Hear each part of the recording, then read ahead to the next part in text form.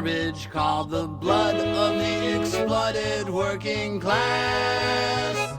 But they've overcome their shyness, now they're calling me your highness, and the world screams, kiss me, son of God. Salutations, Snyderheads. You're listening to Zero to Zero, a podcast currently about the Zack Snyder DCEU movies. Hashtag restore the Snyderverse, please. I'm begging you. We're talking about Batman v Superman. In this case, I'm Sam, and I'm judge and jury and executioner and justice.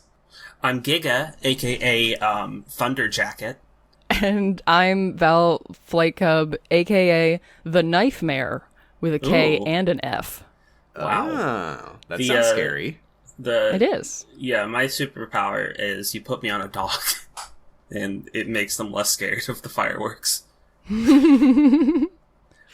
My July superpower. 4th, everybody. Happy America. Happy Independence Day, parentheses, USA. Worst holiday of the goddamn year. Yahoo! Okay. I see we're all in good spirits today. We're all in great spirits. We all liked it.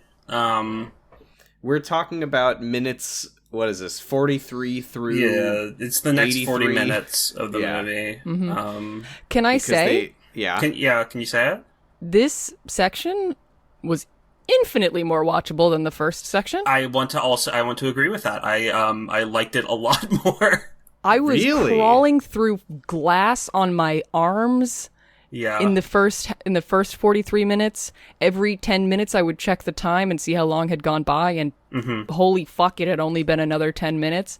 Yeah. This time I got to 1 hour 23 minutes, and I was like, I could watch it more. Yeah, I could go for more of this. I didn't, Really? but I this couldn't. was And way wouldn't, worse. but I could. I hated this part. Wow, really? Okay, that's interesting because like stuff actually happened in this part of the movie, so I'm not sure what you want from this movie. Me either. I think that you both hated the first part more than I did. I mean, I certainly didn't like it, but well, it's good that we have know. a diverse spectrum of Two receptions opinions. to this movie.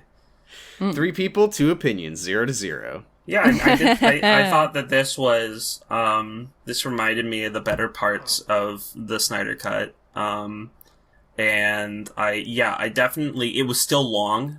It still felt longer than 40 minutes when I was watching it. Maybe because I was pausing it to take notes, but it didn't feel as long as the first part for sure. And There was less Jesse Eisenberg in it. Yeah, Yes. I think it's also that there was way less dialogue in this part, and it just goes faster for me when there isn't as much dialogue. Yeah, he's not good at that part. And right. I think that it's nice to have some resolution about the ambiguity of what they're going for. And in that, like, it's often just bald-facedly bad. Like the question last time was, is this ableist? And the answer this time, I am happy to say, because I'm happy to say that I'm correct, is yes, this is super ableist. Yeah, we I really could were giving not them the benefit believe of the that. doubt on that one. We were like, oh no, he's got more motivation. Nope. His family's dead. Nope. We're going to talk about that because holy fuck. My not just ableism radar ableist, is so good. but yeah. It was so much worse than it seemed at first. Uh-huh. Well, actually, no, it was as bad as it seemed at first, but last time we talked ourselves out of it. Yeah. Well, I mean, some who of puts us. a picture of their family at a memorial and then they're not It turns dead? out that they're alive. Yeah. Yeah. I think that my one's on God. Wallace. Oh, So. Lord. Oh my Okay. God. So okay, we're coming into it. Bruce is going to his parents' graves to take them some flowers. We Right out do of see the gate. we do see they died in 1981. We were confused about that last time. Okay, that's... Which is it a didn't- weird age. Weird year. Which is Weird a weird year. year to be wearing pearls to the movie. Yeah, Pearls. Movies. I mean, I Also, guess we I- could have just looked up when Excalibur... Yes, it was premiered. also Excalibur. I thought it was Mask of Zorro because I think I saw Mask of Zorro at one point, or something. Anyway, You saw the movie? No, Mask like of Zorro? in the movie. Like I saw I saw something about Zorro. You paused Anyway. the movie to watch Mask of Zorro. I do remember the Marquis saying Excalibur.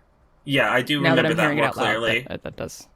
You'll But have anyway. to excuse me if my brain shut down as soon as I saw the Waynes Yeah, it's getting okay. murdered. Anyway, And then this is also as he's walking to the like Wayne mausoleum or whatever, their tomb. The Wayne Manor is in the background, and it just looks like a CGI pile of garbage. Well, the whole place is a CGI pile of garbage. It Yeah. all looks like shit, and that's what we first have our first instance of a character, a theme that doesn't really carry through, that doesn't really hold water.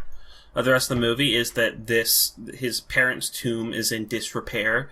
The Wayne Manor is in disrepair, and I think that signals somehow that he is reticent to take on the legacy of his family or confront what happened to them, which he does isn't. not seem to be present in any other part of the movie than what is kind of dog whistled here. Alfred sort of hints at it as well, sort of, Yeah, but but in a like, weirder way. he runs Wayne Corp or whatever. yeah, he loves it. He was doing stunt driving because he loved it so much, and he had to celebrate. Yeah, it was. Yeah, he was doing wheelies in the parking lot. He was doing donuts through the destroyed city. It To doesn't celebrate really the earn its own firefighters. theme. It doesn't No, really, I mean it. Yeah, yeah. No. It's just like this ultimately, like, it has the outward appearance of meaning something, but given the context of the rest of the movie, it doesn't really mean anything. I mean, Yeah, it is- that's just classic Snyderverse, though. Like, these movies are all about, like, trailer dialogue voiceovers. And so That- he yeah. walks into the disrepaired mausoleum of his parents, and The upon mausoleum and the nearby Dadsoleum. Upon walking in, he witnesses a stained glass thing that doesn't really appear to be anywhere on the outside of it, but whatever. And I'm like, okay, that's pretty weirdly provocative. Like, it's got Superman on it. That's okay. Did it have Superman on it? Oh yeah, for sure. It was like an angel, and he had black hair and a red cape and blue clothes. Oh my God, and I he didn't was even notice descending that. from on high over a burning city. Well, we can reveal at this point that this is a dream that he's having. A lot Well, of yeah. dream sequences in this. Batman sleeps a lot in this movie. Batman do be sleeping. He looks at his mom's grave and sees, like, blood gooping out of it. I thought it was goop at first, and then I'm like, oh, that's blood. It looked like it looked like was black good. oil because there's no not enough it's color like- in it's this scene like- for it to look like it's- anything but oil. Yeah, it looked like Martha's grave is leaking mazout or something. Like, she's been in there for long enough that she's decomposed into She's raw Death oil. Stranding Yeah, necrotizing. she's fossil fuel. And we get a jump scare as Man-Bat arrives to the Yes. movie. Hi, Very weird. Man-Bat. Hi, Man-Bat. I didn't know you were in this. Smashes out of the tomb that Martha's in. Like the front of it breaks open and he comes out. Looking like the fucking Cloverfield monster. Martha, I didn't know you were Man-Bat. Or maybe it's Martian Manhunter transformed into the form of Man-Bat. Yeah, and he looks bad. He, like, screams, and then Bruce wakes up in his Dobre Brothers YouTuber glass house next to a lady who we will never see or hear There was from a lady? again. Hey, lady. There was a There lady? was- Yeah, there was. Yeah, We, you like, don't just- even see her face. You barely There's see her just head. a lady Wow. in bed next to him. I did not notice that in the silhouette. I think And my he says, good morning. Time to start chugging wine and chomping pills. yeah, and so and then it's like the So lake then- is steamy in the morning. It's a nice view. Yeah, Sure. He's a disgusting capitalist. yeah. Alfred comes in, therefore implying that Alfred lives somewhere else and commutes Alfred to work. sleeps. No, Alfred sleeps at the foot of his bed like a dog.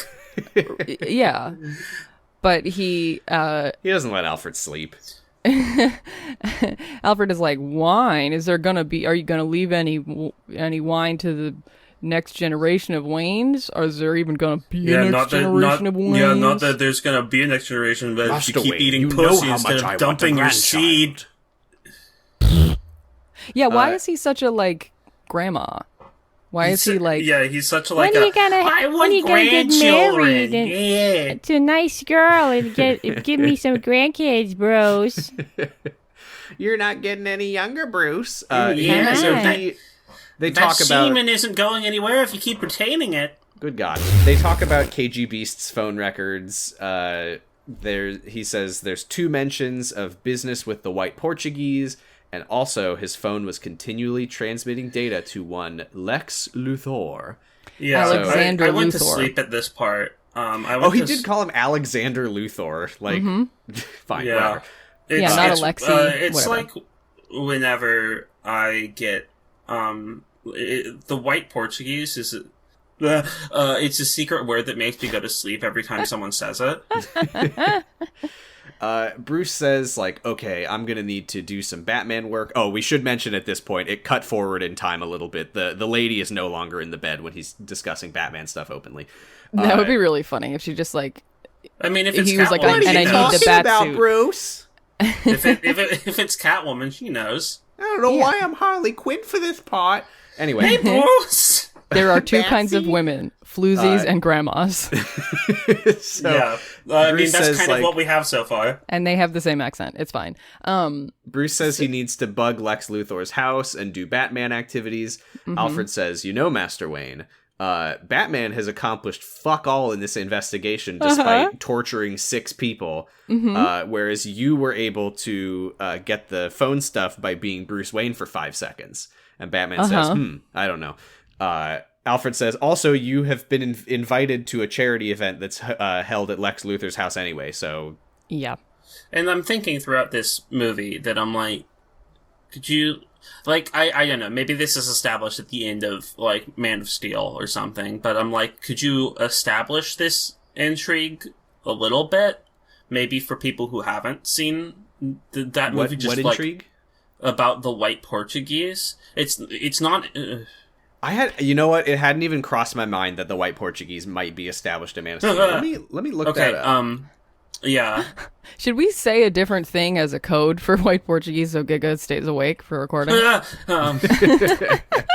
Oh, are you just in a chair that's like really close to tipping over, and every time you fall asleep, it like falls backwards and you wake up? Yeah, I have like Inception style? Yeah, no, I'm holding like a marble in my hand, and it hits the floor, and it wakes me up.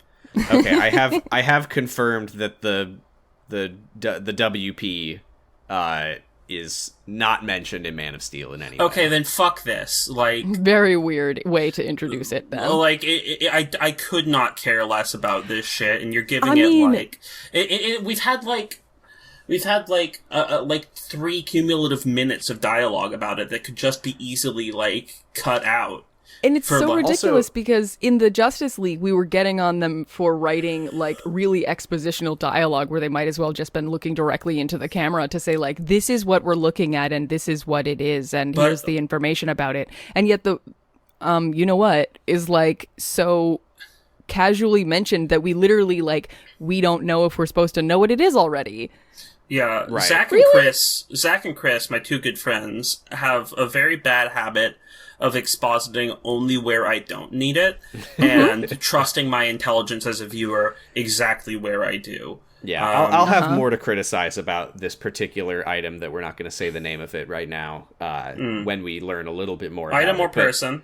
So, Then he has a Bruce- staring contest with his bat suit. yeah, this was so... He, like, goes into his, like, dungeon or whatever, and he looks at his bat suit, and then he's like, not today.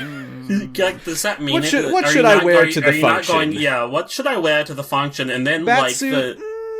So yeah, he stares at his bat suit for a while, and I'm like, does this mean anything? No. No. And And then he literally, looks like, at... cuts back and then forth. for my wrong answer, for my incorrect answer, the movie chooses to assault me. He then looks at he looks at Robin's old suit, and it's got "ha ha ha" jokes on you, Batman on it, because death in the family has already happened in this universe. Robin is fucking dead. R.I.P. Whichever And one if that was. if that wasn't enough, Tim Drake. it cuts. Which Robin is the one that gets murdered? I think it's not Tim Drake. It's the other It's one. Batgirl. No, that's a I'm just different kidding. thing. It's not Dick That's Grayson. Killing Dick Joke. Grayson is Nightwing.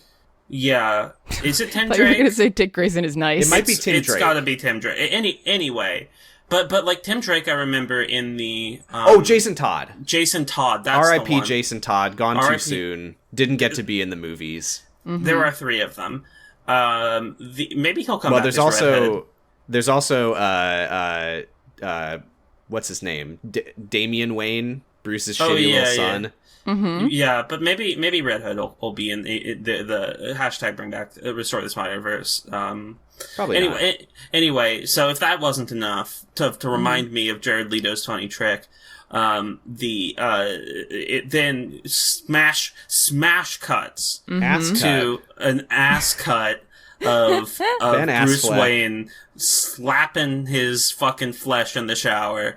Yeah, he's got a very fancy rich person shower, which apparently means that the shower curtain is just a panel of fully clear glass, crystal clear. And so you just see his whole backside. Look at my ass. In my apartment, to foot. Alfred, you gotta look at my ass. In my apartment, there in California there is no shower curtain, and so it's just open to the rest of the bathroom. World. I need no. There's like no windows or anything. I need to get one because the water keeps getting out onto the floor, but it's just that there's no fixture for it or anything. I'm like, okay. And there was a door between the half bath and like the shower, and the hinges are still there. I don't know what happened. Great. Anyway, do you ever have such a good shower that you rip the door off the hinges? You go to rip down your towel, but oops, you've grabbed the door and not your towel. Yeah, it's snagged on like the hanger thing. Anyway, we see Ben Affleck's ass. So while this is happening too, like, because continuing the female gaze of this movie, by the way. Yeah, but so I could see the ominous music playing while he's like staring down the bat suit and being like, "Oh, I can't be Batman today." Rawr. But it's still playing while he showers, and then he like kind of like slowly turns back to look at the camera, and I'm just like, what is happening in this? Am I going to join him? Why is this ominous? Do I have to? Yeah, must I? Must I, Zachary? I'm curious if you two were as confused by what happens next as I was, because Bruce, like, he goes to his, like, garage and he, like, pulls a tarp off of some old classic car. And he gets in his car and he drives down this, like, dirt road. And then... His car's like a roadster. He drives and we follow him to Wayne Manor. Mm-hmm. And I'm like, oh, okay, so he's, like, going to Wayne Manor first. And then we cut to, like, this paparazzi, and they're like, Mr. Wayne, Mr. Wayne! No, so I think what's establishing there is that his, that his, like, new place is near Wayne Manor. It's or like at least Wayne Manor is between his new place and Lex that's what I'm thinking. Mansion. Like, it's on the property. So I found that very confusing because I thought that he was like going to Wayne Manor and then there was like paparazzi waiting for him. Okay. I didn't get that at all. It was weird. The timing of it was such that it kind of seemed like he was pulling up to Wayne Manor and then here he is at the event. So it's like, oh, the event is at Wayne Manor? Yeah, but it turns out we are at Lex Luthor's house. Clark is here. This is the like library charity thing that Lawrence Fishburne assigned him to. You know who else is here? No, he got invited.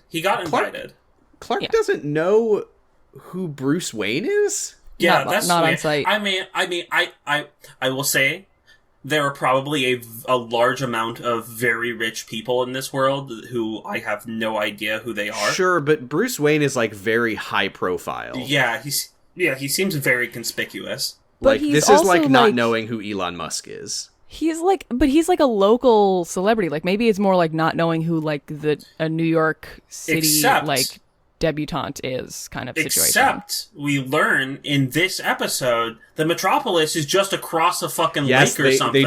They do straight up confirm that there is just like a river between Metropolis and Gotham. I'm like, oh, okay, I didn't. It's like, listeners, please tell me if that is like, if I've just had it wrong this whole time and Metropolis is right next to Gotham, because I always thought it was just Chicago. I truly don't know. It like, when in exterior shots, it is Chicago. Like, they show buildings that exist in Chicago, in Metropolis. Yeah. I mean, Gotham is very much New York City. Except it's, in exterior shots, it isn't actually New York City, which is the weird thing. Yeah. Anyway, so Lex Luthor goes up on stage and he's quirky. I don't want to talk about it. God, yeah, I just hate this little bitch. I think this scene is like the perfect amount of Lex Luthor talking, which is so good almost none. Yeah, because he's most of the time he's just muted in the background saying some annoying shit. And then so he says like speech. There's an open bar. Thanks. Haha. Okay, but really, and then like, I'm I was like, relieved that as could have been your whole speech.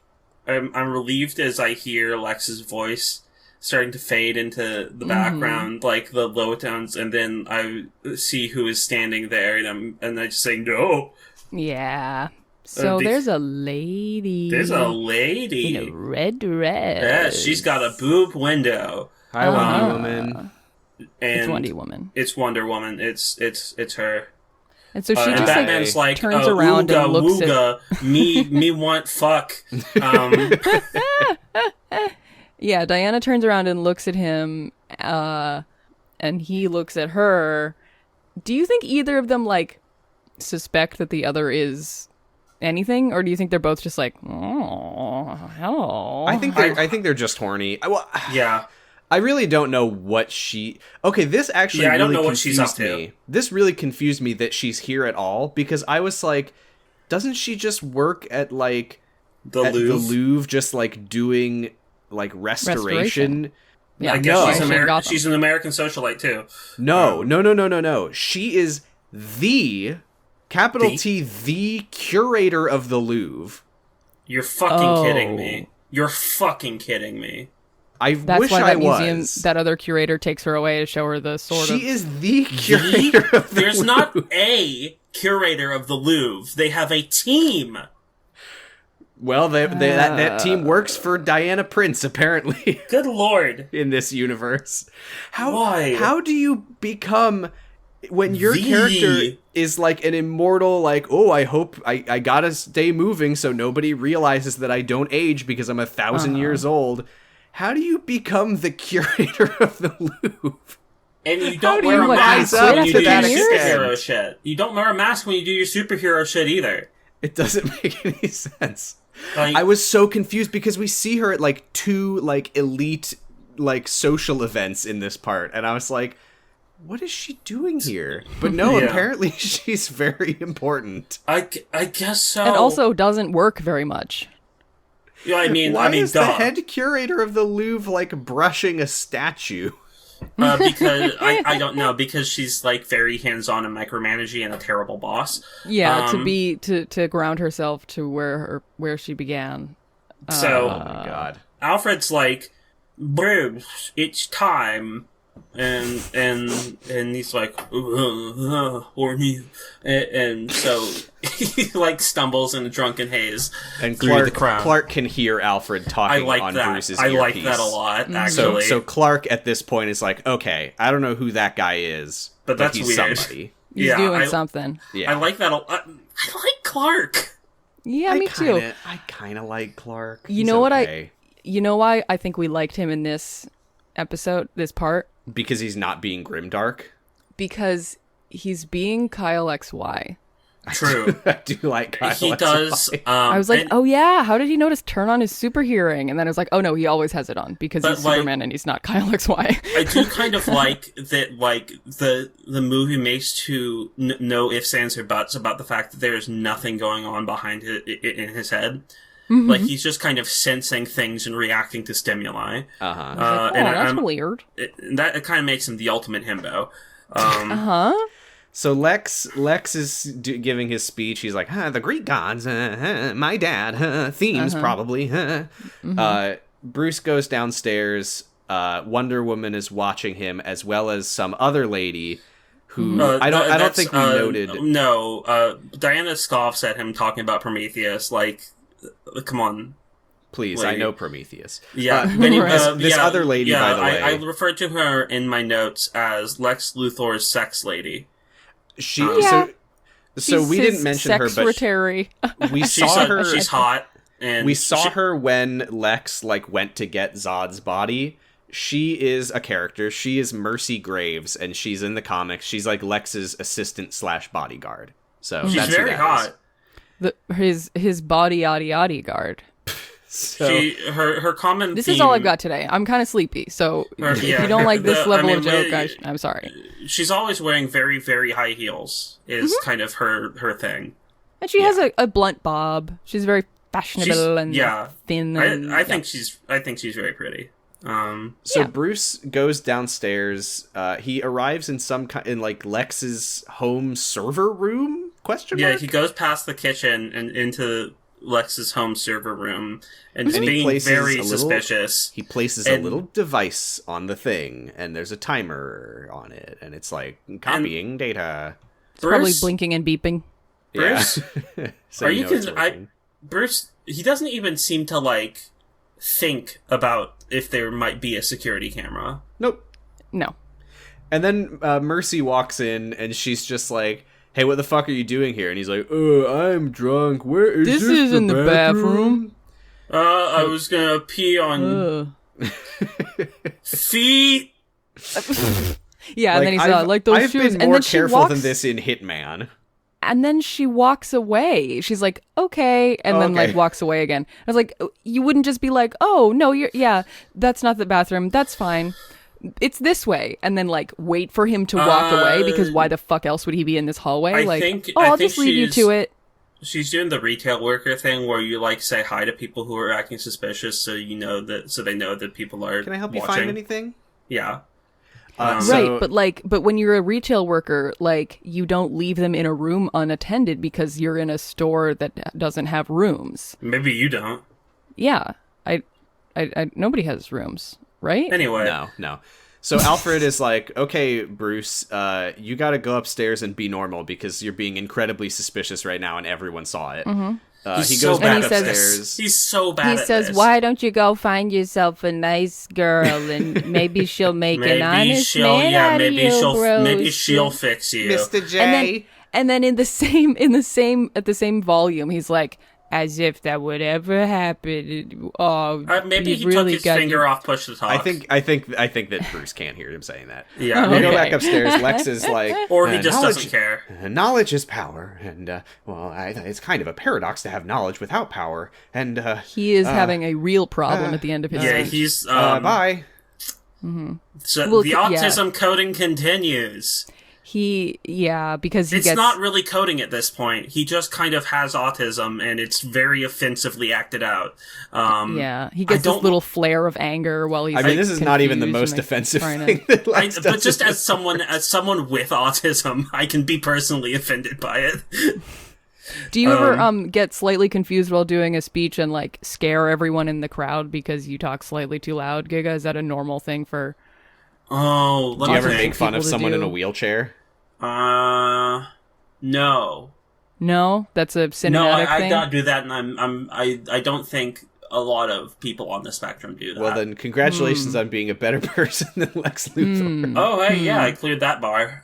So Clark walks up to Bruce, and they begin to have a conversation that makes no fucking sense in the context of this universe. It's kind of the moot point of this movie. If this is kind of the central conflict of this movie, it just kind of exposes how ridiculous it is. Because this is just like, it's Batman v Superman. There needs to be a tense conversation between Clark and Bruce as themselves. Mm-hmm. So Clark is like, Mr. Wayne, I just wanted to ask, what's your position on the Bat Vigilante in Gotham? He's been Batman for 20 years. I know, but like at the same time, like you would be forgiven for thinking he just started because because he doesn't fucking. He only just started acting up. Ben Affleck does not act like he has been Batman for a while. He's super fucking incompetent, like he always is. I have a conspiracy theory. I think that before Ben Affleck was cast as Batman, I think that Batman was supposed to be new. I think that he was supposed to be a younger Batman. They ended up going with Ben Affleck, and then they had to that's the script. Like that's they had how to retrofit. Like, well, Ben Affleck's too old, so let's just say he's been doing this for a while. Because this conversation only makes sense if it's like, oh, that Bat guy who showed up recently. The Bat Vigil, like, the media would give him a name by now if it's been 20 years. 20 years. It's ridiculous. I mean, maybe it's Clark ridiculous. is trying to be like professional by not using the nickname, but like, he's a reporter. yeah. If it's been 20 years, that's common parlance.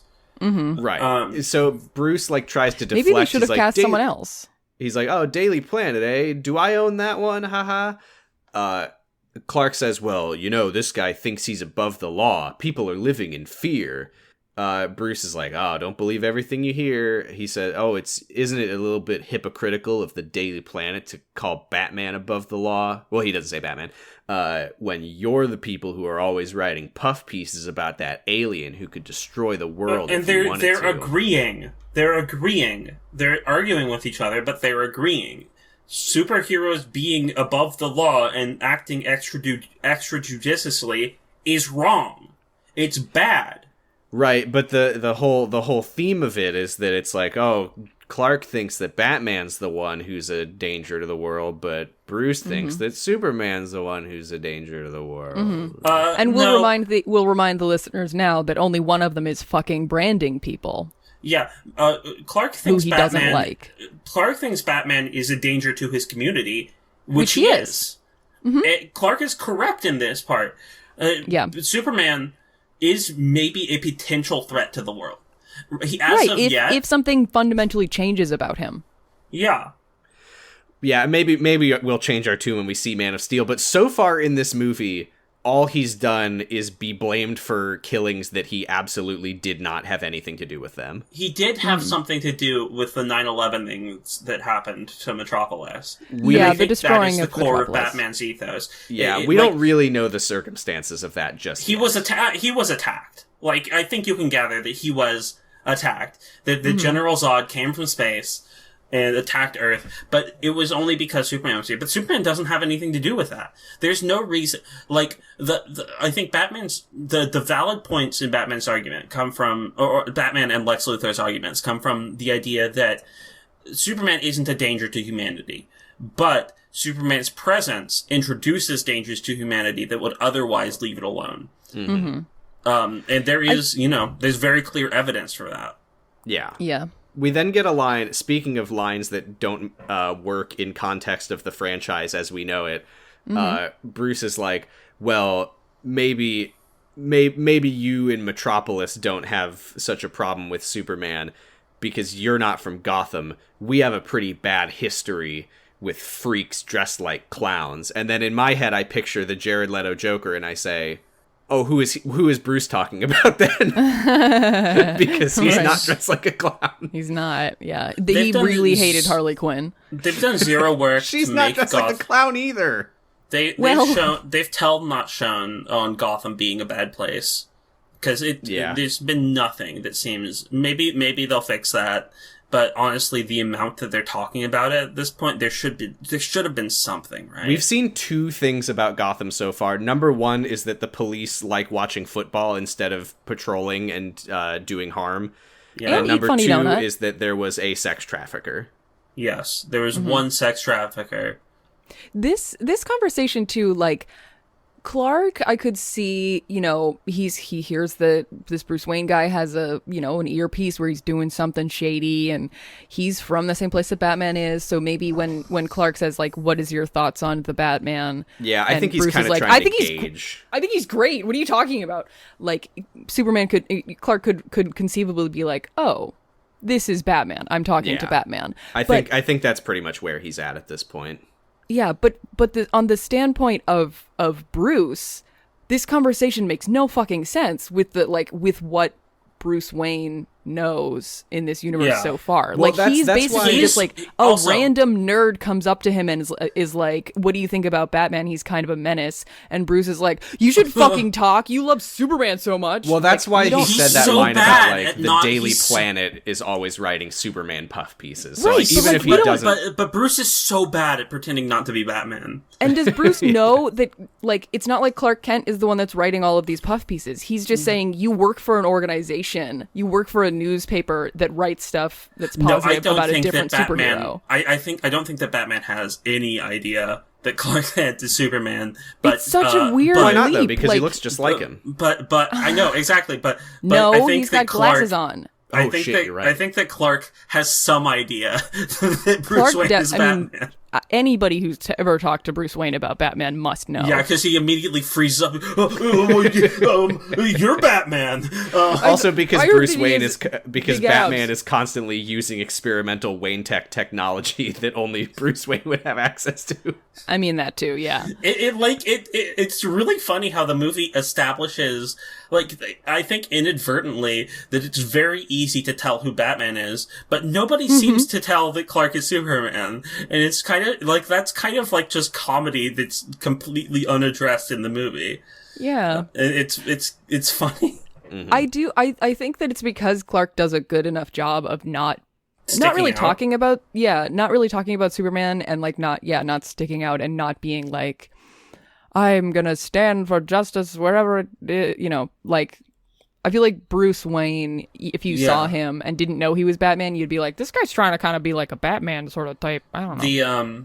What am I saying? I might be totally wrong, but I think that the issue, I think that, like, the thing with Clark is that, like, when Superman comes up in his place of work, he's not like, I think you are mischaracterizing Superman, and he maybe is a nicer guy than you think. He's just like, I think you should care more about the people of Gotham. And we should report on these things that are actually happening to them instead of puff pieces about football teams and libraries. He let somebody else write the Superman pieces. Yeah. God, that would be so funny, though, if he didn't. Anyway, so Lex Luthor sees them talking. He quirks his way over. This is where he says the line where he's like, oh, Bruce, you should hop the harbor more often. So we do confirm that Metropolis is directly across the water from Gotham. Mercy Graves walks over. Wait, he says Clark should hop the harbor more often? Bruce. Yes. Did I say Clark? Yeah, Bruce. Bruce. We're in Metropolis, yes. We're Metropolis. Yeah. Wait, so then how the fuck did Bruce get over here? He drove? Well, no, onto a ferry? Lex said he hopped the harbor. He did a big big jump. Just what a poorly filmed transition then. If you're trying to communicate that they're across water. But like, he didn't take the ferry, right? I don't know. No, he did. He hopped. He did a big jump.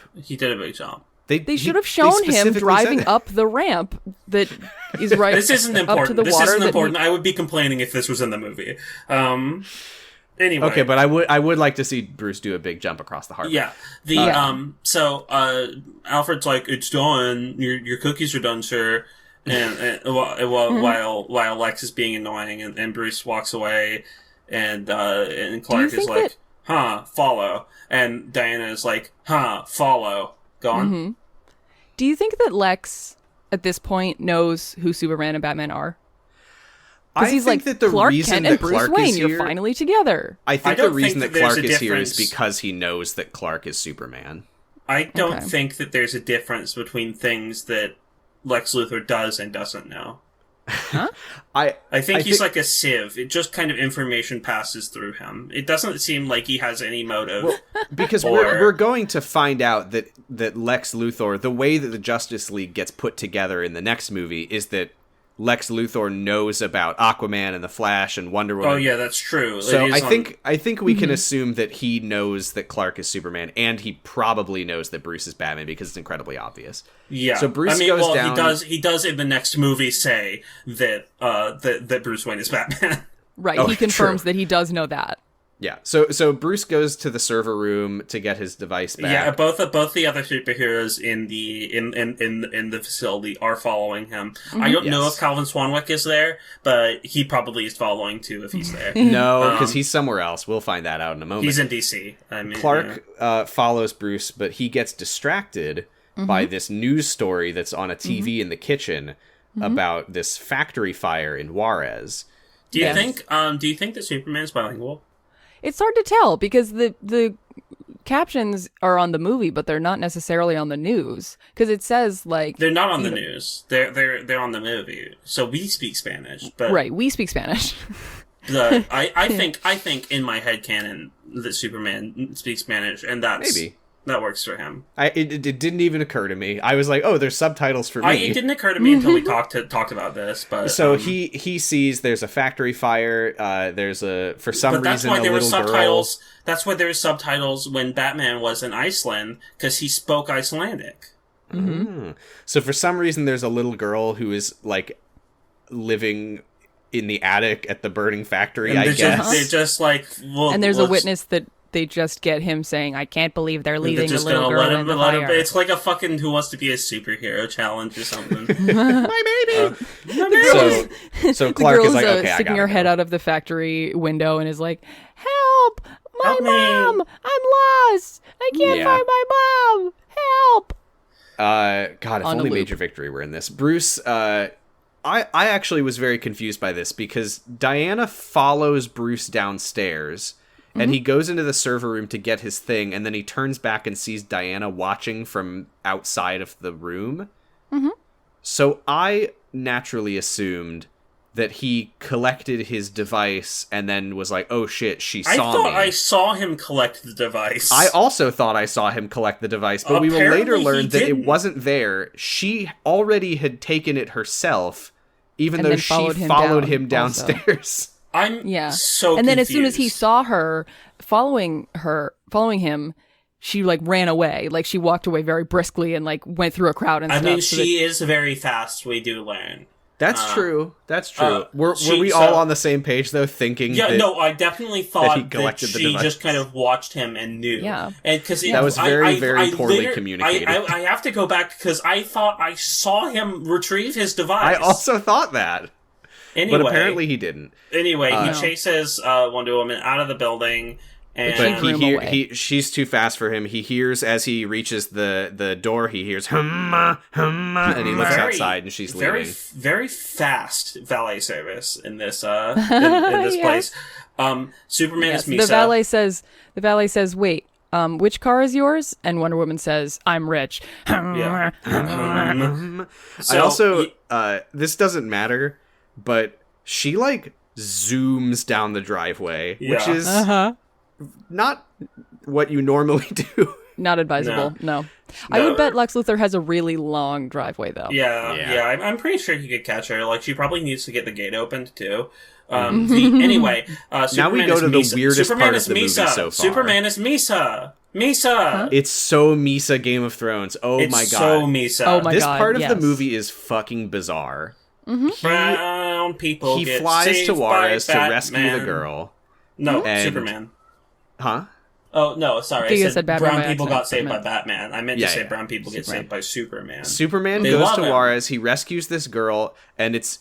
Oh, we didn't mention it's Day of the Dead, so everyone's wearing the face paint skulls. Half the people have the skulls on their And he carries the girl out, and he's just got this for some reason he has this just very grim look on his face as he's rescuing this girl, and the crowd, he goes in the middle of everyone, and they all just reach out their hands at him. But they're not they're not smiling and cheering or nope. Everyone they're is not just getting closer to him. They're just extending their arms. Just and the people that are close enough to him already. They're pointing and saying he. Just reaching their hands out at him, just trying to touch him. It's and some of them such do. a bizarre shot, and some of them you know get to touch him. You know that this was supposed to be oh my god. This shot is so powerful. The little people love him weird. So much. And they are chanting Misa, Misa. I think he's supposed to have a look on his face people do like me and think that I'm nice. But it's not enough of a face. No. It doesn't ever culminate into anything. Because then the next thing we see is him pulling a giant chain with a big boat attached to it. Yeah, this is where we start cutting back and forth between weird, a lot of cameos from real people, most of whom are bad. Yes, almost all. It's news discussion intercut with footage of Superman doing things, not that we see, not that the movie, not that they're putting on the news. So it's the first guy is real life documentary guy Vikram Gandhi, and he's people look for saviors and messianic figures, but Everyone's trying to make the savior abide by their rules. We need to think beyond politics here. And then there's another guy identified as literally like on like the news, like the little thing that like says who he is on the screen on the show that we're seeing. It says Andrew Sullivan, parentheses, best-selling author. I think this is like a guy who gets mad about critical race theory. Great. And he's like, quote-unquote critical every race act theory. is political. And then we see Superman like pulling a ship across some ice with a huge chain. Yeah. He says, "Rip to your grandma," but I'm different about the Titanic sinking. But It doesn't look like he's rescuing people, though. It's like he's pulling like a derelict through the desert. It's like an old, rusty ship in the ice. Like I don't and know. it's fully sideways. Yeah, I don't know what he's doing here, but whatever. But it's huge, which is pretty cool. Yeah, Senator Finch is on PBS talking to serial sexual harasser Charlie Rose. Fabulous. She says, like, Superman's actions should give us all pause, and then we see a rocket explode. We cut to international... It says, Glenn Woodburn, international blogger. Weird coincidence.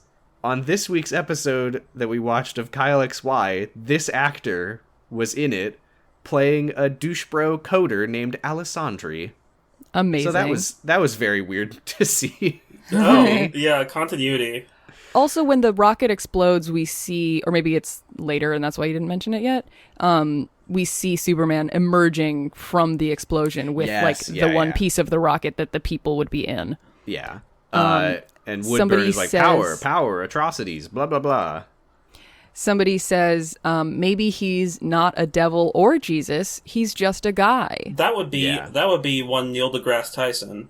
Yes, it's our second jump scare of the movie as the camera pulls back from Vikram Gandhi to reveal that he was sitting next to Neil deGrasse Tyson the whole time. And he says... Amogus? Neil deGrasse Tyson says Among Us. Yeah, he says Amogus. Amogus. The second time in this goddamn movie. I did not appreciate that on the screen during this like panel interview, there's a thing that says like discussing the Superman question. I didn't love Don't phrase that. stuff like that. Yeah, no. I don't think that Superman is really equivalent to the Holocaust. Yeah, no. Jesus Christ. The Superman question. But it's also like, if you ever talk about people or even just a person as the something question, it's not good. I mean, Superman was created reactively to the Holocaust, so... There was a line, I think there was a line in here somewhere, I don't know if I wrote it down, but someone said something to the effect of like, is an alien like an oppressed people or something like that. I don't remember that. He's not a people! I mean, I guess he kind of is. There's not a lot of Kryptonians out there. He's the last of his people.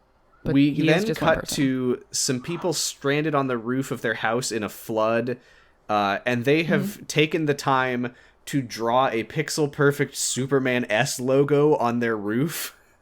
With what? House paint they had lying around? I guess so, with their tears. It's white. And Superman like descends from the sky and has no expression. Oh, it's blood plasma. It's white. Serial sexual harasser Charlie Rose asks Senator Finch if she would feel okay telling a grieving child, well, Superman could have saved your parents, but we did not want him to act on principle. And she says, well, he should be allowed to act, but not unilaterally. Do you not know what governments do? Like, they seek to minimize casualties on, like, a sort of utilitarian scale. That's kind of the point of a government, is to make it so that people don't die. I mean, if they're rich.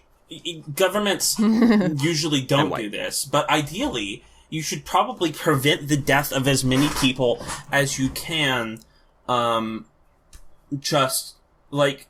Because the point of a justice system is not that it prevents every bad thing from happening, but that it is consistently applied.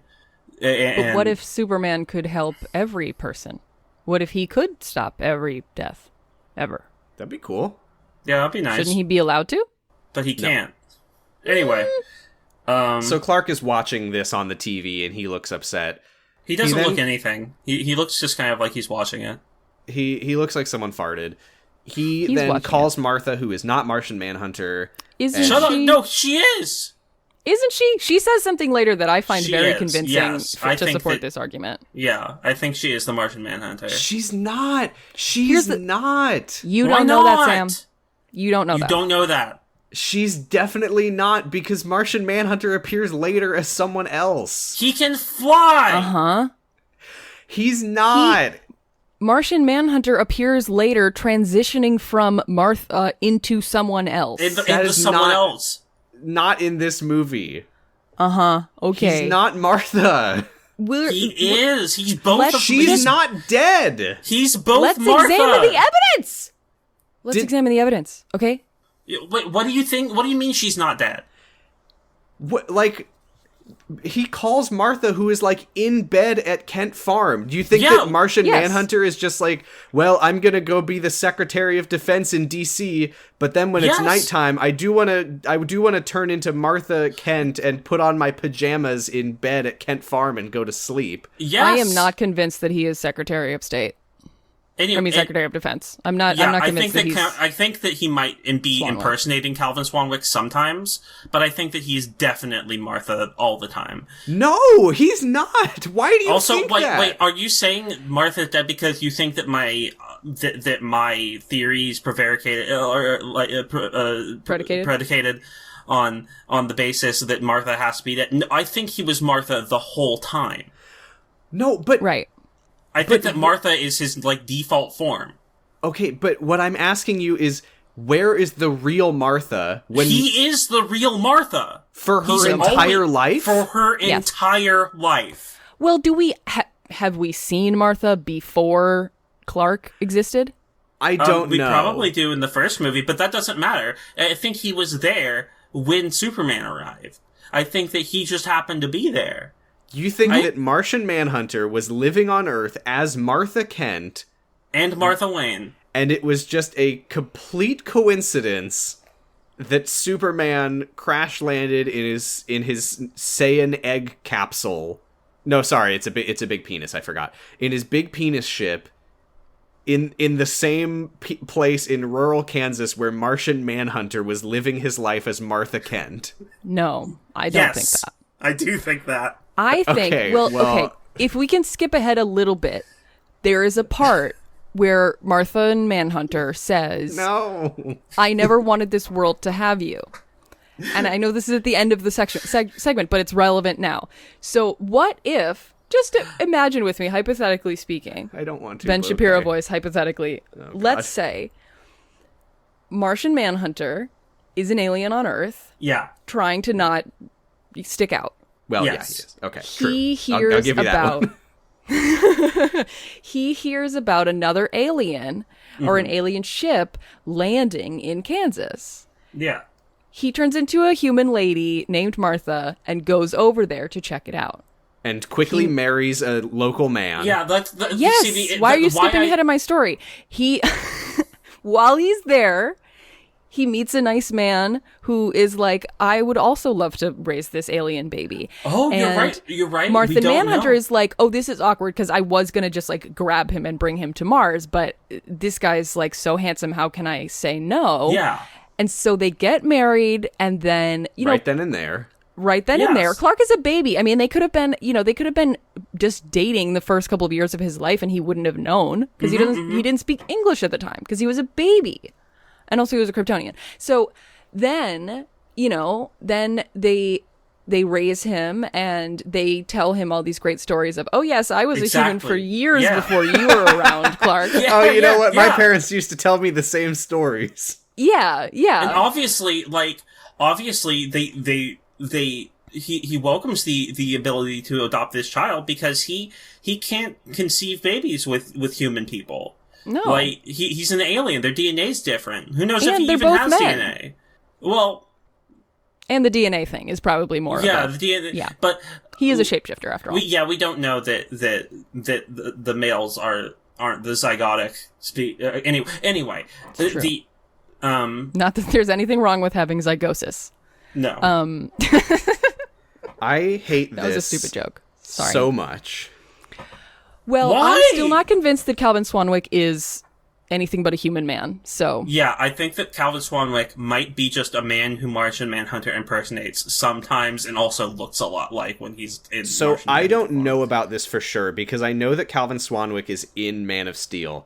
Yes. As I understand it, though, there is something or other that suggests that Calvin Swanwick has always been, or that Martian Manhunter has been Calvin Swanwick, like, as him all the time. We'll I see. So don't what, know he that went for to sure. military academy as Calvin Swanwick? Yeah. That you're No. willing to believe, Sam, but not that he's a nice lady named Martha. No. Not What that I- he's two nice women named Martha. No. What I mean is Nice woman. that the Calvin Swanwick that the world knows at some point, secretly died and was replaced with a man who is actually Martian Manhunter impersonating him. So here's my theory would they for do- the... I don't know, Here's He's my but like, I theory. can "Ooh, believe easy that way." more readily than Martha We've Manhunter. established the bulletproof evidence that I will kill you. Airtight evidence. airtight. It's perfect. Anyway, but what isn't bulletproof is Martha Wayne. So my theory for why Martian Manhunter's also Martha Wayne is that So Clark calls Martha on the phone.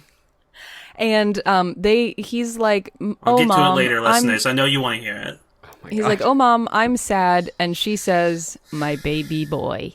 And My then I babe. didn't write any more notes for this It's very Homelandery. conversation. It's very Homelandery. The conversation is very fun to me because he's like, Mom, why did Dad never leave... why did Dad never leave Kansas? And she says, oh, well, you know how your dad was. And Clark says, I wish it was more simple than that. What? Huh? What? That's as simple as it gets. Yeah, that's kind of What do really you simple. mean? She's like, everywhere I go, there I am. And Are you- Clark's yeah. like, Are no you one okay? Oh, understands well, me, it is Mom." what it is. God Maybe damn it, I maybe wish it was more Kryptonians simple. can conceive of simplicity greater than what we can. They have We a number then- smaller than one. They have an Yeah. integer on Well, Krypton we smaller do than too. one. Yeah. Between 1 0, Giga. We then go to the crime lab where Lois is watching this crime lab lady examine the bullet. No, I'm saying that we have numbers lower than between 0 and 1. I've I know, never but heard of I'm any. saying that in Krypton they have integers that are smaller Like than 1. they count in base 0.5. Yeah, maybe something like Lois that. watches the crime lab So this- lady examine the bullet. Is it just Yeah. me, or is this crime lab lady talking like we should already know who the fuck she is? I don't know. She 'Cause might. she's like, maybe sometimes- she's a character. sometimes in these movies, like these side characters have such personality that just is not warranted. She's Lois Lane's lesbian friend. Like she's like, oh, look at this funny little duck, like looking at the bullet and stuff, and she's got like bleach blonde hair Yeah. and these interesting glasses and stuff, and I'm just like, who are you? are you? Do you do anything else? She's like, this is why you're the best reporter in the whole planet, Daily Planet, Lois. And Lois Yeah, is like, I'm stop, trying to go find out on. if that character is anyone in particular, but I'm it like, doesn't look like it. They should kiss. Then I mean, yeah, like good for that actress. She made a mark on me at least. Mm-hmm. Not a brand though. 'cause she's Not a brand though. So we learn. Last time, you may remember that Sam said we will learn why he brands people. I was thinking of reasons why, but it kind of like just bald-facedly says it, and it's somehow more fucked up than I could have Yes. imagined. Clark is reading up on the Bat brand in his office, and it says, there's a news article that says, for Gotham City inmates, Bat brand is a death sentence. It says, I don't know if you happen to pause on the article, but the article mentions that Batman in the past month has branded 18 people, What? and any person who ends up in prison with a Bat brand is shortly after killed by the other prisoners. Why the fuck? What the fuck? First of all, every other day he's branding someone. Yes. And branding he's just, someone like- is marking them for execution. I don't know why the prisoners are like doing Batman's dirty work for him. Right. Because what does the brand say? Like, as far as we're able to tell, it means this is a criminal. This is a that criminal Batman doesn't like. Well, you know how like blah blah blah. I don't know how realistic this is, but like on TV, you get a lot of like, oh, pedophiles don't last long in prison. Maybe it's like that. Maybe it's like this guy is bad enough that the Batman was like, hey, this guy needs to die, and the prisoners are like, okay, and we trust your judgment, Batman. Yeah, Batman.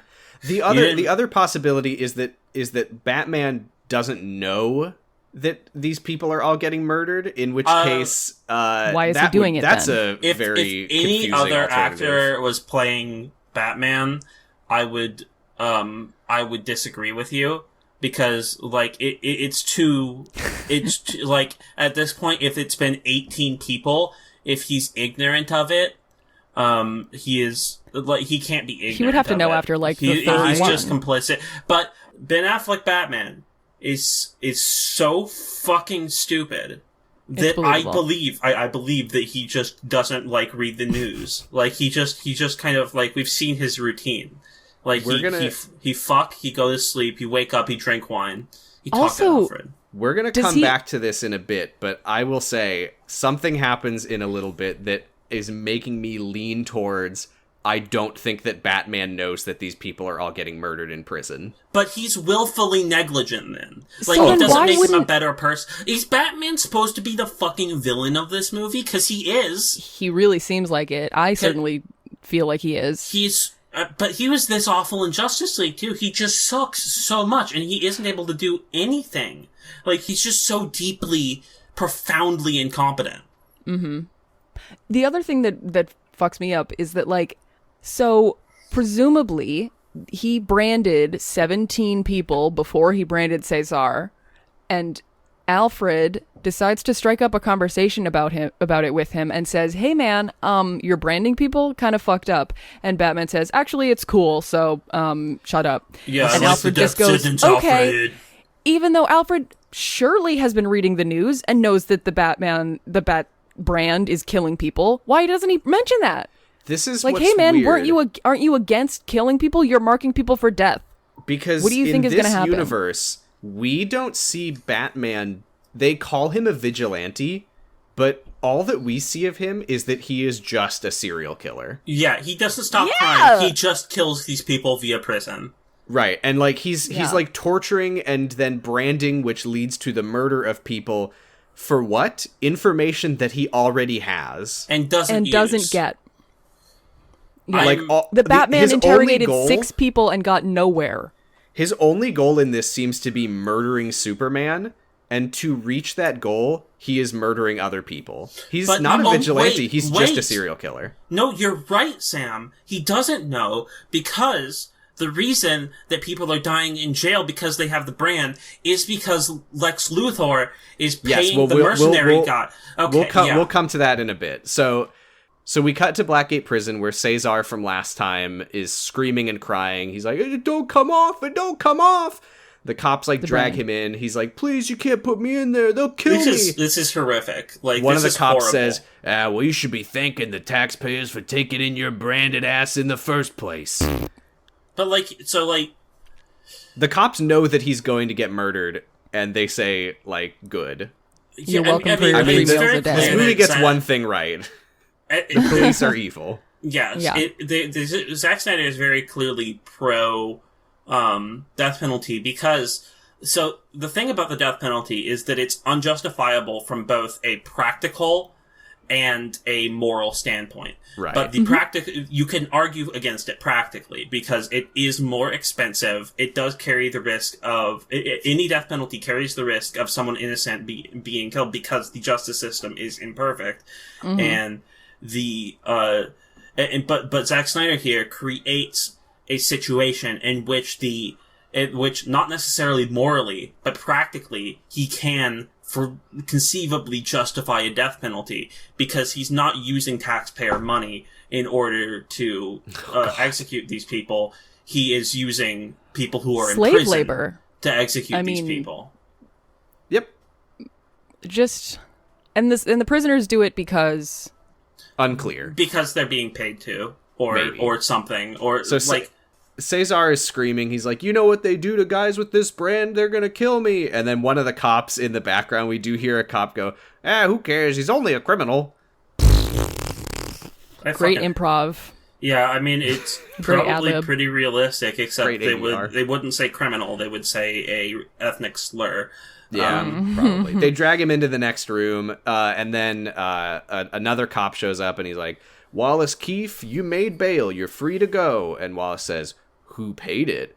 We then cut straight to Wallace returning home to find a mysterious someone sitting in an electric wheelchair facing away from him. No, so he returns home, and outside of his home is sitting Lex Luthor's sex woman by her car. I didn't even see that. Yeah.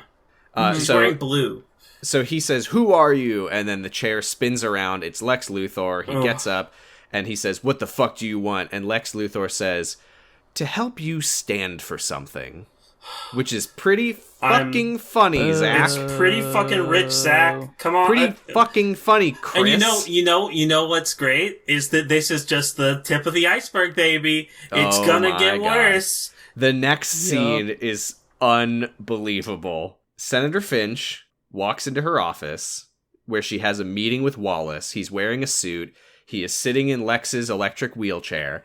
And Wallace, she walks in, he's like looking at the wall like Lex Luthor was in the last fucking scene. Yeah, he's T-posing. Seconds ago. He's also like Cyborg in the Justice League. Yeah, he's just standing in the corner. He's in timeout. Yeah. I forgot about that. He turns around and he says, like, she doesn't even say a word. He just turns around and says, he made me half a man. My wife walked out on me. I can't even piss standing up. Motherfucker's an incel. Yeah. Boo! So bad dialogue. So I was right. I was right. It really was just this that movie he's sucks. mad that he can't walk. This movie sucks. His character motivation is that being disabled makes you a lesser person, and that he can't exercise his masculinity by pissing in a urinal anymore. Mm-hmm. And his wife walked out on him because she can still walk. Which means that when he went to the memorial and he like put down that picture, it wasn't like, oh, my wife and daughter died that day. It was, oh, my wife and daughter are no longer in my life because of something tangentially related to that day. My bitch wife left me and took the kid. He's putting that picture down because it's a picture of his legs. Jesus Christ, Val. So just... It's so... Oh my god, it sucks. He's half a man because how much physical body you have is how much person you are. And that it's all tied to your masculinity. His wife left him because he doesn't have legs, I guess. And he can't piss standing up, which is an incredibly important part of being a man. That A, every man can do, and B, every man must do. The fact that was he had the rule of threes, like the 3 reasons I hate Superman, is he made me half a man, my wife walked out on me, which I blame him for, and I miss pissing standing up. So he's like, I'm missing my legs and my wife and my legs. Yeah. So next we get we go back to jail. This is where I've made the revelation. So what's happening is that Batman is branding people and just kind of forgetting about it because he's a fucking stupid idiot. And Lex Luthor is like, oh, hey, this guy's a fucking stupid idiot. I'm kind of a fucking stupid idiot, but I'm less of a fucking stupid idiot. So what I'm going to do is make it look like Batman is murdering people by murdering people in jail, which he still is, by willful negligence. But what I'm going to do is I'm going to pay my KG Beast guy. It is KG Beast, yeah. To go in and bribe or somehow otherwise convince this large black man to murder this guy in prison. And I assume that that's indicative of a pattern that has been holding for a while. And so Batman isn't like branding people so they'll get killed in prison. Batman is branding people, they get put in prison, and then Lex is using the brand to kill them. Right. So Batman, he's just willfully, he's abetting. Either unknown or he just doesn't care. He is presumably branding these people just to be like a sadistic, violent piece of shit who tortures people for fun. Uh-huh. And then when they go to prison, Lex Luthor, I assume, is sending... For some reason, his representative is KG Beast. I guess just because this is a guy that we saw earlier in the movie. Mm-hmm. Who He's the guy who does all the dirty work. It could have been Jorah Mormont. Who then like tasks someone who is already in prison with murdering that new inmate, presumably to make Batman look like a killer and make Superman turn again. I assume that the goal of all of this is turning Superman against Batman and turning Batman against Superman, because KG Beast was also in Nairobi, etc., etc. Yeah, in order to make it look like Superman was responsible. Which means that Bruce is going around branding people for no reason. For fun. And then in the news, he is... I have to imagine he knows that all of those people are then getting murdered in prison because of it. Mm-hmm. And he's just seeing this and he's like, whatever, I'm not going to stop branding them. Maybe he sees it and he's like, oh, cool, haha, people in prison agree with me. This kind of brings up a less fun problem with the movie, in that it is being very dog whistly. It is saying, like, oh, look at these false flags being perpetrated in order to manipulate people. It's being very, it's dog whistling to conspiracy theorists, basically, which is, like, I don't know if it's intentional or not, if Zack Snyder is, like, a fucking, like, believes in some weird shit, but, like, it is, intentionally or no, it is being dog whistly towards, like, the more kind of insidious and terrible conspiracy theories circulating on stuff like InfoWars and stuff. Like what kind of stuff? I'm sorry, I don't... So like false flags. So like there are a large contingent of people who believe, or I don't know how large, but like Sandy Hook truthers and more recently Parkland people who believe that the students who are speaking up against it are paid actors, and that the whole thing was staged by the government in order to infringe on Second Amendment rights or whatever. And so this just kind of like feels kind of like dog whistly to those kinds of things. Like he's kind of signaling at those things, right? Which is not great. No. I mean, I will also say, in light of what we've learned about Batman in this part of the movie, where he is doing no good for anyone, and all he does is go around torturing and branding people. And then making they get himself murdered, a very easy person to manipulate. It does make you wonder why the police have a bat signal. Yeah. Maybe recently he just started acting out. You know, maybe no, he was because good he says to before. Alfred, "We're villains, Alfred. We always have been." Well, then I don't fucking know. When Bruce tells you who Batman is, believe him. Also, like, so is Lex Luthor just like? He supports Zack Snyder and wants to further these movies along, because he doesn't seem to have any other agenda. Like, is he trying to get Superman and Batman to kill each other so that they're both gone? Or does he just love to stoke chaos? And so he's like, I'm going to make them think that the other is really bad, and I'm going to make everybody turn on Superman. This is what's weird, because Lex Luthor's motivation... we know from, or at least I know, because I know basically what he's doing, kind of, and then what we learn about him in the next movie. He is genuinely trying to protect the world from, like, extraterrestrial threats, which are real and pressing immediately. So he's kind of the hero of the franchise. Very weird choice. I think. We'll learn more as the movie goes on. And then the Batman brand thing is just a side project? Just for fun, I guess, just to spice things up. So KGB says to this guy, he's like, okay, so you'll take care of it, good. We then go to Cesar, who walks into the prison yard. The guy who was just talking to KGB just immediately shivs the shit out of him, and he's dead. Did it look like in the prison phone conversation, did it look to you guys like the guy that was... like the prisoner had like Sharpied tattoos. Like he had like really clear the word iron on his fist. And wine on the other.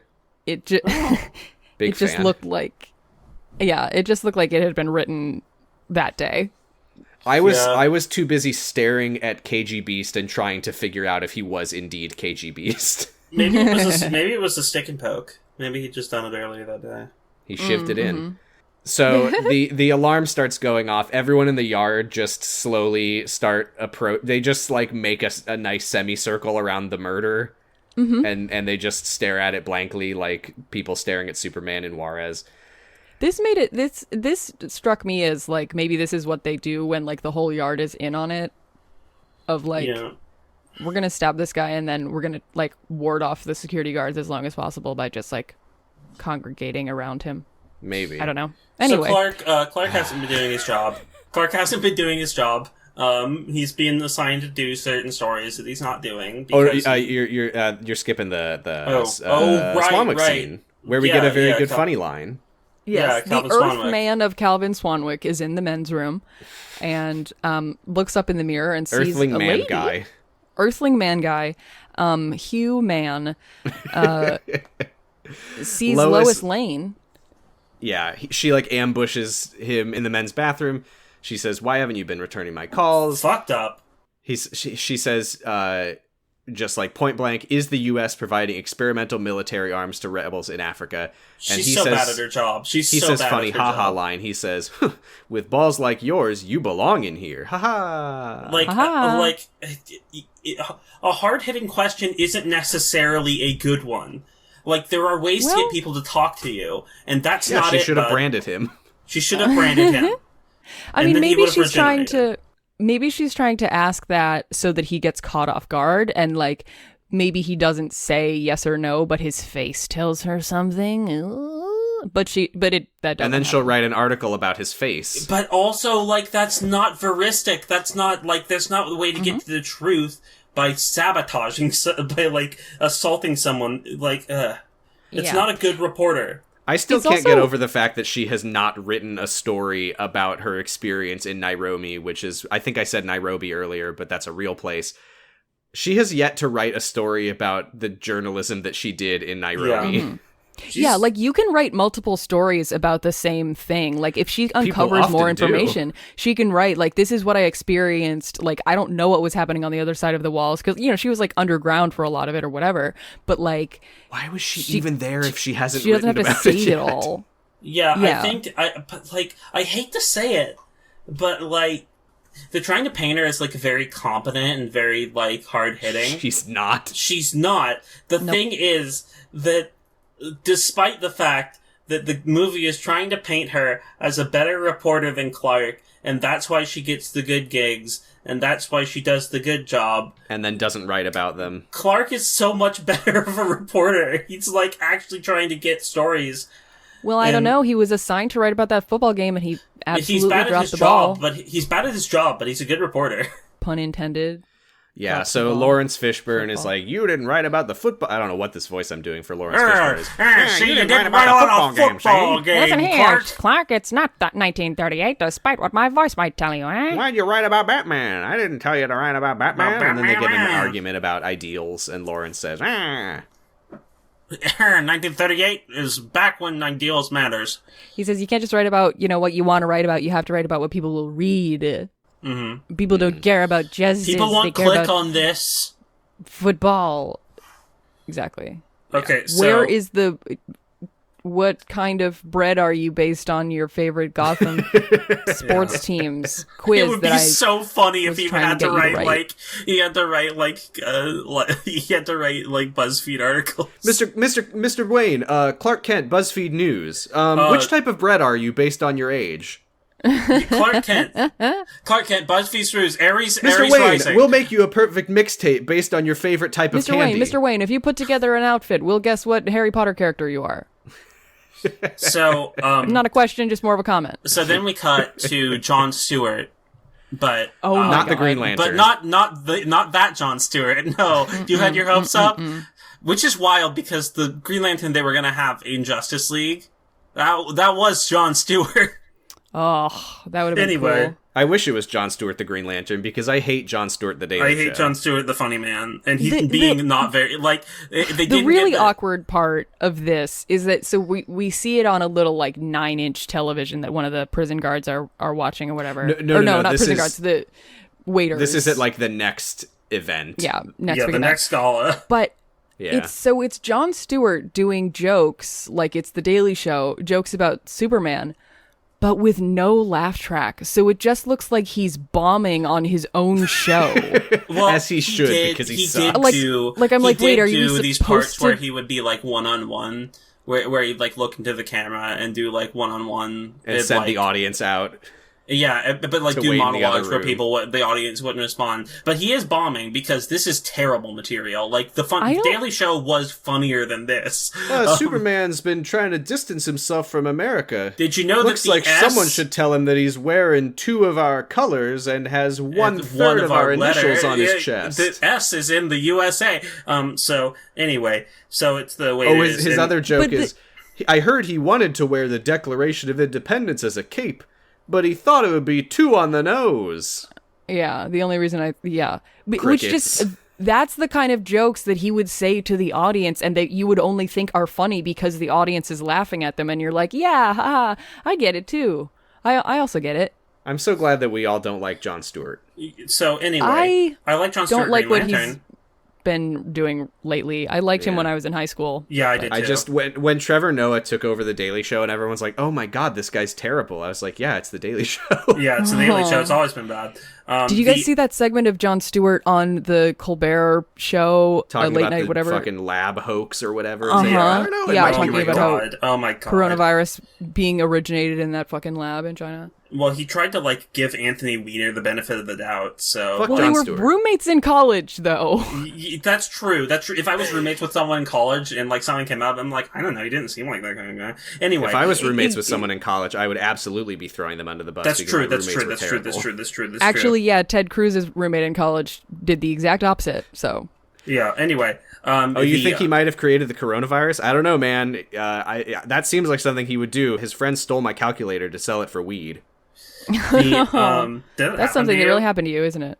I don't know that he sold it for weed, but I assume he sold it for weed. I It's don't know because why. you're What straight else edge can and you- you think what else everything's do you being sell sold things for for? weed. Anyway, crack. That's what your mom did with your NES. True. Where are we? Oh yeah, just so kidding, Sam, the I head don't know that waiter's about your like, "Hey, stop slacking! We gotta get this food out. There's hungry fucking people." people in this party. I could have So- totally said something so like we that. do- We got we do- 13 people out We there. zoom out and we follow a waiter, Thirsty people. and then like, Thirsty people. That makes and sense. then like, so Wonder Woman's there. She appears to be talking to Bernie Sanders. Did you guys notice this? The guy she's talking to looks a lot like Bernie Sanders from behind. No, I didn't notice that. I didn't notice that. This is so funny he's because got the bad posture. He's got like the right hair. he has a laundry chair. Yeah. This is so funny because I love the way this happens. Is that some guy walks up to Diana and he's like, "Oh, excuse me, may I?" And he like pulls her aside and he's like, "I have to show you something. It's the culmination of my 40 years of curating. The Sword of Alexander by..." Yeah, 'cause cool. he's Check it like- out. like she's in the middle of a conversation, and this is presumably like what this event is for, is to look at the Yes, the it's a items, museum something. Or the other. items in the museum. Like he's just like, can I just like pull you aside for just a moment? Okay, look at this. Okay, bye.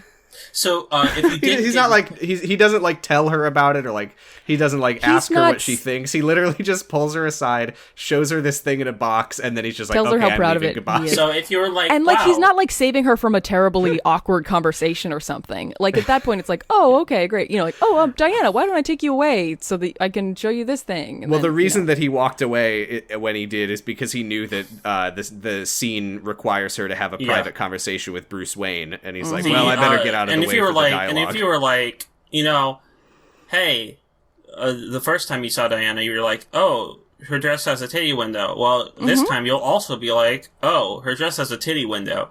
But it's her diagonal costumes- this time. Her costumes are cool though because they're cool. like They're good dresses. She's very pretty. One strap or one sleeve, and they're like very asymmetrical. So she has that little like bangle on her It's kind of Amazonian bicep. looking, you know? Yeah, it's cool.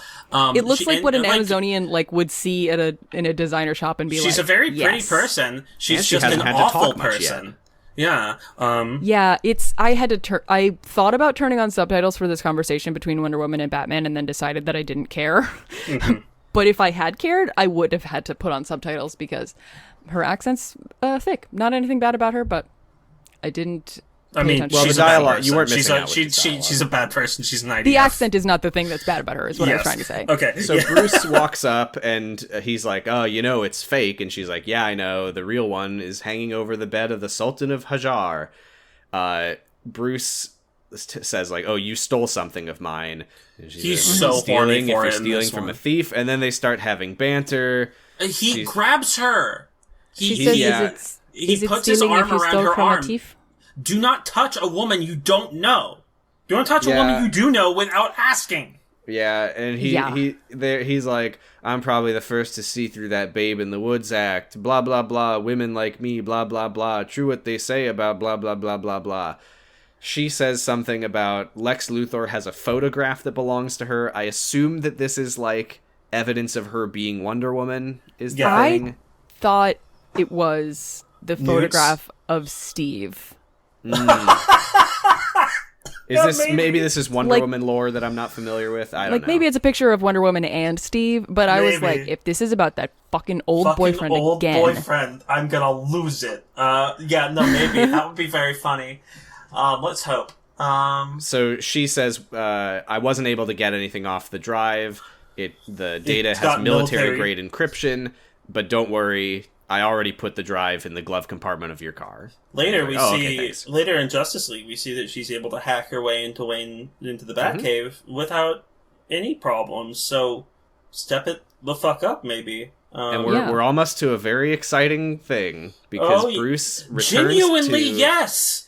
Bruce returns to the not Batcave and he starts decrypting the data. It gets to 2%, and then this was a very weird transition. Because it, like, smashes to black, and it plays, like, a sound. And I thought that it was like, oh, the power went out. that would be good. But no, that was him falling asleep at his computer. The power went out on Batman. And now we are in the first ever nightmare. Okay, may I say, I was dreading this in Justice League.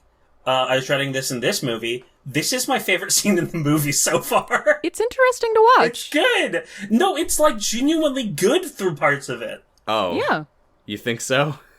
Yes, specific parts. The first thing you need to know about this scene is that it's orange. It's so orange. It's and yellow. It's orange. It's a real piss Christ of a scene. Well, maybe you can talk about this and I'll go to sleep for this part. Yeah, okay, I can do it. So basically throughout this, just imagining it's playing like a knockoff version of the Threatening to the victims of Hiroshima. So it's like bunch of like really dissonant notes. So where am I? So, Batman, he's in the desert. He's wearing his famous trench coat and having his famous assault rifle. There are pillars of fire coming down from the sky.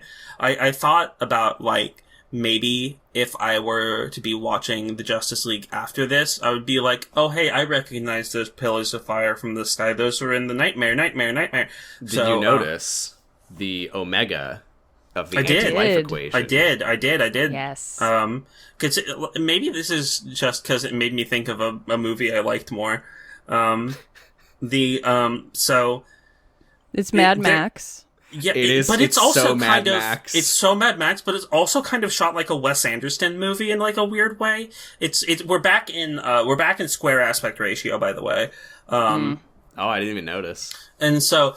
Batman's like, so he goes up and there's like a camp of like apocalypse people and they're all driving their busted up cars and they've got their busted up trucks and they're all walking around with their assault rifles. A couple of them are in a school bus. A couple of them are school bus. So yeah, They're just also doing... kind of Fallout Raiders where they have armor made of like old tires and traffic cones. Yeah. They're very post-apocalyptic. And then Batman like walks out and walks up and he's like, "Do you have the rock?" And he's like, "We have the rock." And he goes inside of a cupboard. Yeah, they go. He's like, "Feed me the rock." I did write that down as well. He goes into the covered like army truck. And there's the guy, and he has the big box that you would put a rock in, and he opens it up, and he's like, stinky, because there's some green light, coming out of it, and he walks up. It's a copper light. Yeah, but he walks up, and what's in the box? Two stinky old light bulbs with green filaments. Oh no, it's not glowing green because of kryptonite, it's glowing green because of green light bulbs. Where do you get a filament that burns green? I usually think LEDs do that. But anyway. I thought this was... Oh. No, it'd be a gas that burns They're connected to a battery. I thought it was like the kryptonite is in this little box that's inside the box. It's like, it's fake. Yeah. It's fake. It's kind of funny. It's kind of funny that they lure him in. Yeah, it's funny that they, they could have just had him open it or something. This is totally unnecessary. But anyway, the guy's like, "I'm so sorry." And, "Oh, I'm so sorry. I'm so sorry, boy. I'm so sorry, boy." Mario. And so then the guy, before he goes into the truck, we see, like, an ominous, like, shot of, like, a dude who's, like, in a cloak. And then he pulls the thing off. He pulls the cloak off, and underneath is the, what are they called? Hellgast from Killzone. There's a bunch of Hellgast from Killzone, except they have armbands with Superman's logo on them. And they They're did? patches, but yeah. Yes, they start rounding up people and shooting all the rebel people. And they look very Nazi-esque. Yeah. Because they're wearing, like, the World War II shape. That's what I'm getting at, kind helmets. of, with the Hellgast sort of comparison. They have, they have the kind of salad type helmets that are, like, Anyway. I did think it was very funny because Batman is still using his voice changer. Yeah. And when they start firing on all these people, you just hear him go, "No, no." It's like Steppenwolf. Yes. So then, genuinely a very good fight scene happens, I think.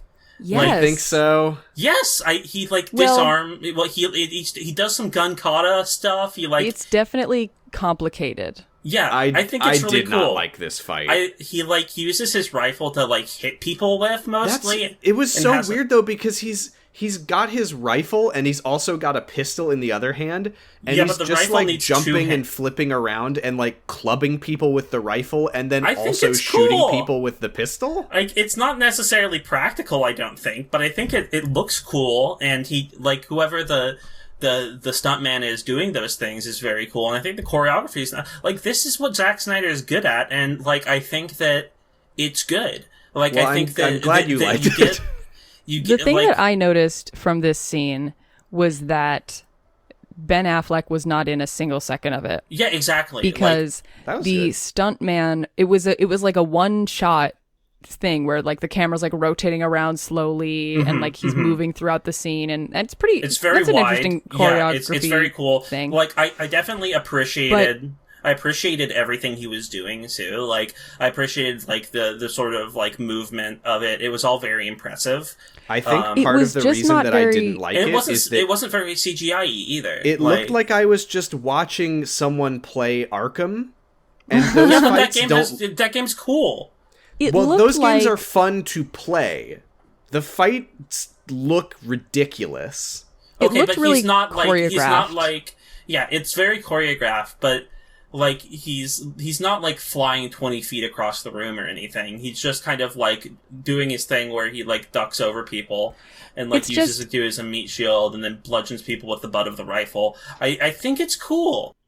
I think it doesn't really look very internally motivated. It really looks like, okay, now I go over here. Now I hit this guy. Now I dodge this punch. Now I roll over here and this guy attacks me and I do this. And so I was really ultra aware that it was a stunt guy, not only because he has a different body type than Ben Affleck, but also because the choreography was it just looked very much like, Yeah. okay, we're going to do a one-shot, really long cut of it's you fighting all these people, and he like walks around the whole, yeah, moves it's around the whole it's space. a dance scene. It's not like Right. they're actually fighting. It's a dance. It's Right. not. I mean, it's like I'm not expecting like Drunken Master 2 from this. Obviously, I don't expect that from any movie. That's the best action movie of all time. But anyway, I want to watch that movie now. Anyway, I think it's a good, like, dance piece, though. Like, I think it's a really kind of cool way to move around the scene. And the way it ends, too, is also very dancey, where he's just kind of getting beat up by 4 different dudes. And he's constantly fighting off these dudes, but he finally gets overwhelmed. And then, I guess my biggest gripe with it is the fact that we're like an hour into this movie, and this is our first action scene. Yeah. And it's like a Not even confusing taking flash place. forward where I don't know who he's fighting or why. Yeah, but it's cool.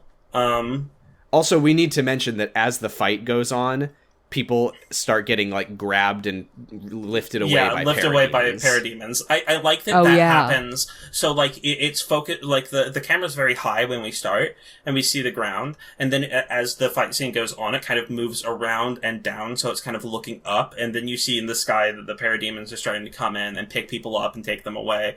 And then, like, at the last, like, when he's being overwhelmed by dudes, he gets, like, punched and kicked, and then a parademon lands behind him and smacks him on the head. And I also just kind of like to see Ben Affleck Batman get the shit beat out of him. Mm-hmm. You're gonna love this next scene. Yeah, exactly. He wakes up, and he wakes I thought he up... was going to be waking up from the nightmare, but he No. doesn't. Not He yet. wakes up, and he's in chains, and the Patents are Faust, not Patents are Faust, Helgast are waiting along the corridor. He's chained up between a few 4 other people. guys. Yeah. And Superman, like, slams down from the sky. All the soldiers, like, kneel before him. Mm-hmm. And as Superman approaches Batman, he's just, like, casually using his laser eyes to, like, Kill. brutally murder the other prisoners. And it's a little much, I'll say. Just It's a seeing lot. them go, like... God! Yeah, it's not supposed to feel good to watch. No, Did you just say Gagu? I just say Gaku. So he pulls Batman's mask off, and he's like, "She was my world, and you took her from me." And then he puts his hand on Batman's chest and does a big hand blast, and then Bruce wakes up at his desk. but And then but what it's happens? not over yet, folks. He I doesn't do want to really say wake up. that I really wish that he had said that, like, I don't know who the fuck you are. But, Well, like when Lex Luthor switched places with the And Flash, and the he's like, I Flash, don't know yeah. who this is. I don't know who this is. That was so good. But speaking of, when Bruce wakes up, you thought that the wild shit was over. It's just begun, baby. Because Barry Allen, Ezra Miller, the Flash, is waving his way through a giant, spinny, bright portal. And so, I There's a wrote bunch this of down. lightning coming off of him as well. I wrote down, it's Lois Lane, she's the key. Oh! He does Gagu during this scene. Yeah, Yeah. he says, "Am I too soon? Oh no, I'm too soon. Bruce, you're right about him. You've always been right about him. Fear him. Find us, Bruce." And Find us soon. And then he gets, like, pulled back through the portal. And then Bruce wakes up. It was not a dream. No, that was real. no. No, yeah, that was No, real. because he was asleep. Because first of all, he woke up, but second of all, in Justice League, he says the Flash came to me in a nightmare and said yeah, this. you're right. Yes, he had a dream in a dream, and one of those dreams, like, Barry But Allen the nightmare access. is the nightmare is the more credible one, but that is So Nightmare it's- Barry Allen. at some point, yeah, because he was wearing his, like, Flash armor. So at And some he's- point in and the he's got a beard. future, the Flash is going to use his super speed time travel ability to travel back in time Into a dream. Bruce's Batman's dream? Or maybe The this most maybe believable what way he you can was time travel. maybe he was dreaming. Oh, maybe that dream happened when in the Justice League when he was asleep at his computer again. And he was talking about the nightmare that he had. Maybe that's when it happened for real. It's very confusing. And that I have to assume that the intention, that my best guess is that after Justice League, there's going to be another movie, maybe a Justice League Dark or something, and we're gonna find out that like Zatanna was beaming dreams into his brain to So warn I've him come or up something. with a That's more my best guess. Yeah, but I have a Which better one is Zatanna? She's like the Zatanna's magic lady. one with the leotard. And Oh, the is top she hat. she's the magician whose dad is also a magician? Yeah. So I've come up with a better theory. And, Oh, okay. Yeah, no, I've told you this. So Batman has these prophetic visions.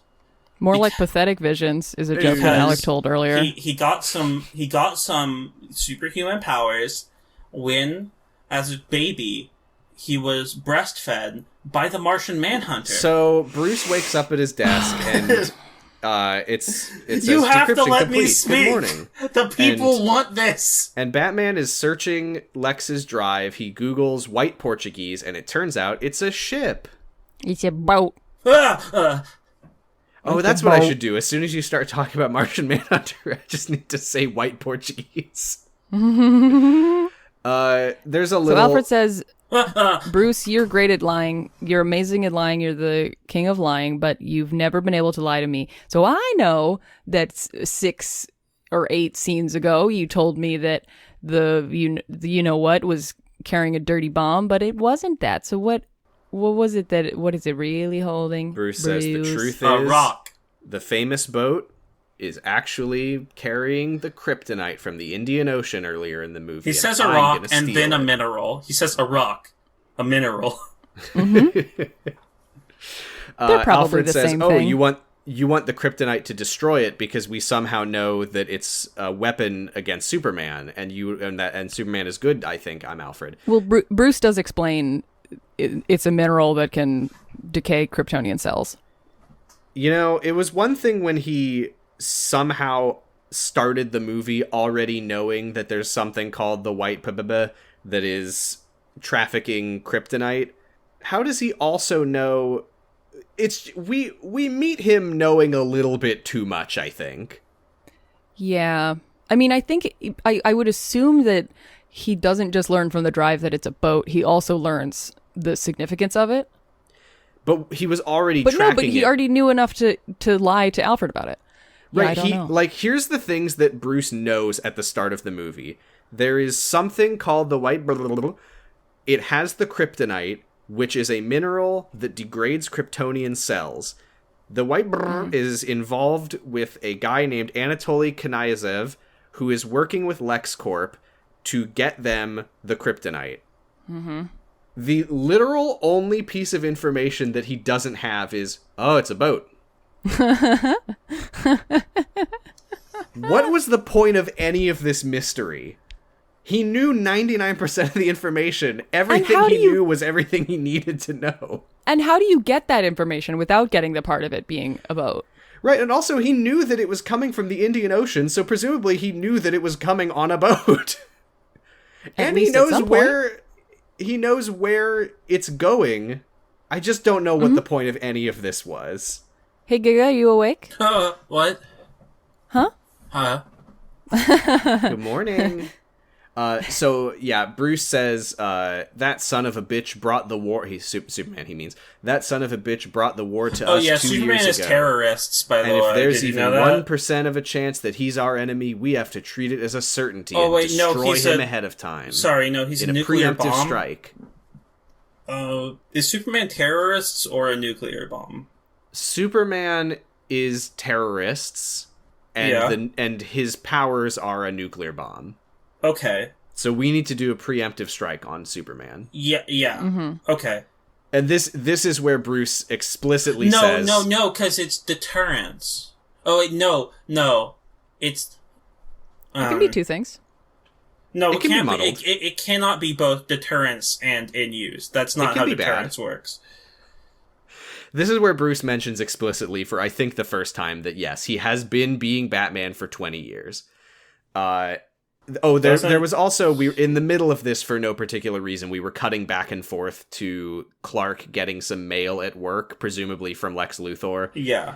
And it's the article about people getting branded, but as he like unfolds the article and there's a bunch of Polaroids of Cesar's corpse, and they're labeled judge, jury, executioner, justice? ?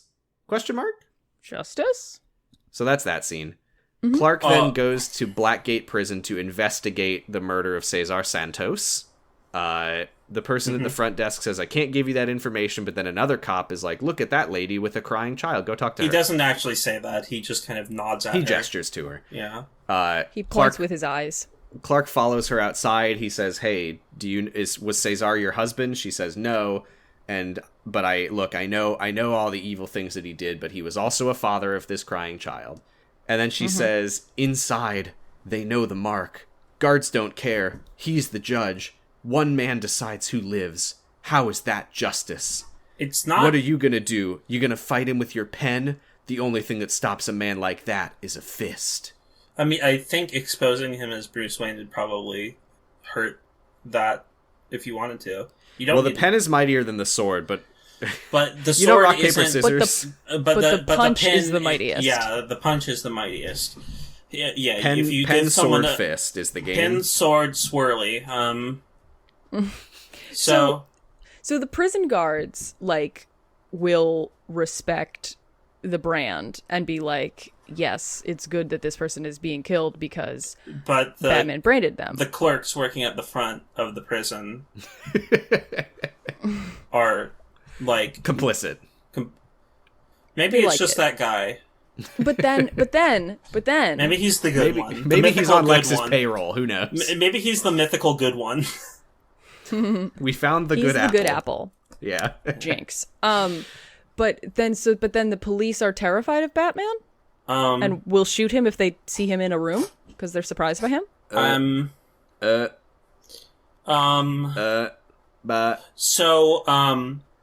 So then we go to the docks. The boat's there. There's a boat there, and it says... The boat who shall not be named. The boat called Giga's Getting Very Sleepy. Batman's there too. We brought the kryptonite over on the Naptime for Giga. It says it's the sleepy time tea that Giga is the bearer of. So so Batman is also like hiding and like he's like standing up on top of a crane with a funny sniper rifle.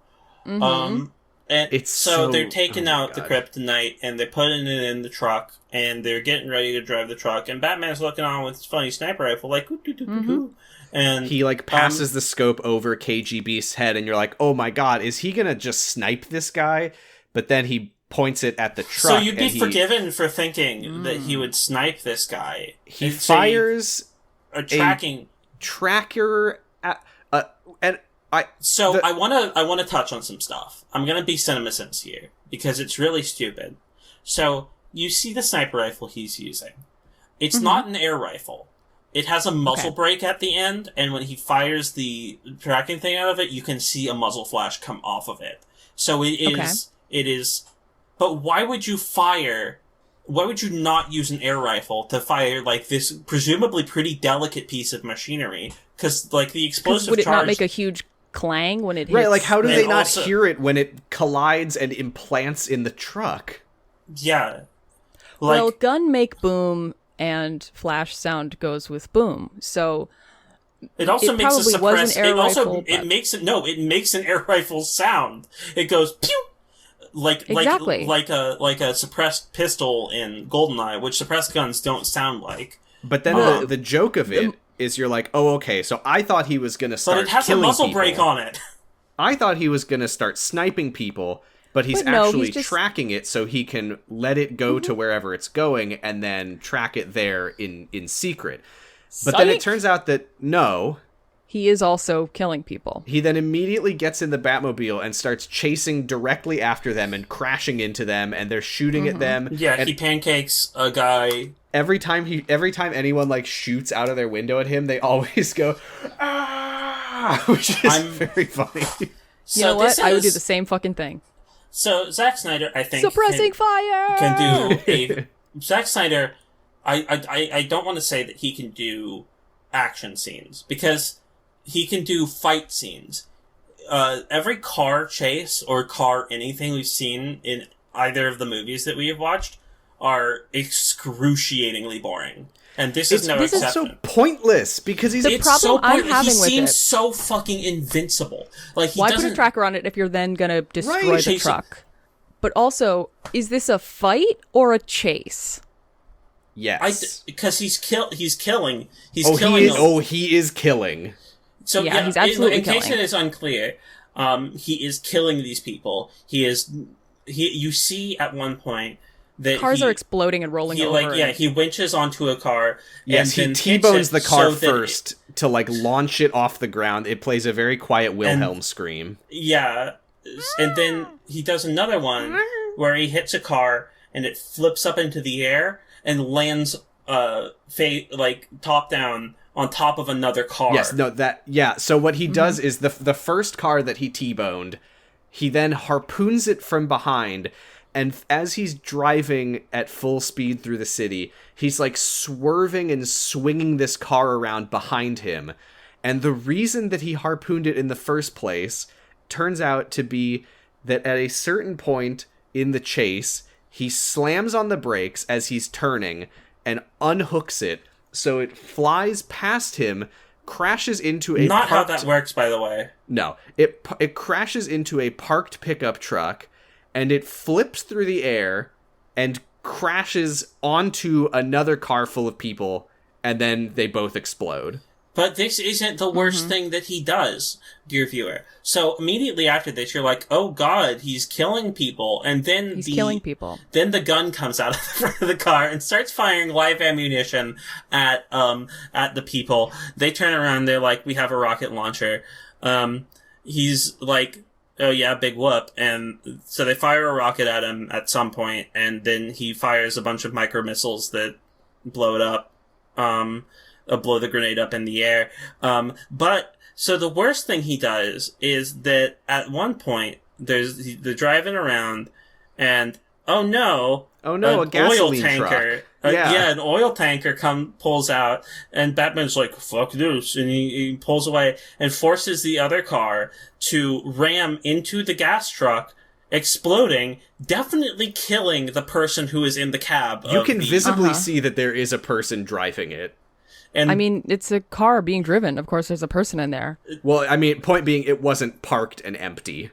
No, but it pulls out into the intersection. So yeah, And this is just also this whole sequence is just like, yeah. I also saw the scene from the Dark Knight where Joker wrote "Slaughter is the best medicine" on that truck. It's not doing anything new or interesting, and also it doesn't make fucking sense if you're going to put a tracker on the car to also follow it and also try to kill everyone in between you and it. Maybe the driver of the oil truck is the same. He survived somehow, and he's somehow the same trucker. He's Howard. He's Howard. He's the same trucker who dropped his sloppy burger on the floor and and pancaked Iris West. Maybe he's driving an oil truck, but he's actually like an oil executive. So he's like driving it, and he's like, "Heh heh heh! I'm gonna dump this in the ocean because I hate animals." Yeah, he's got poor control of the vehicle because he is rubbing his hands together, like a little fly, maliciously. I do think, though, as bad as the oil tanker is, I do think that the most grisly thing in this whole scene is the part where he I'm just imagining when he launches that truck that he harpooned, I'm just picturing a shot of the inside where, like, 4 corpses are bouncing around as it spins through the air. That is pretty grisly. Because there are very much dead people in that car that he launches. Eventually, and very correctly, Superman...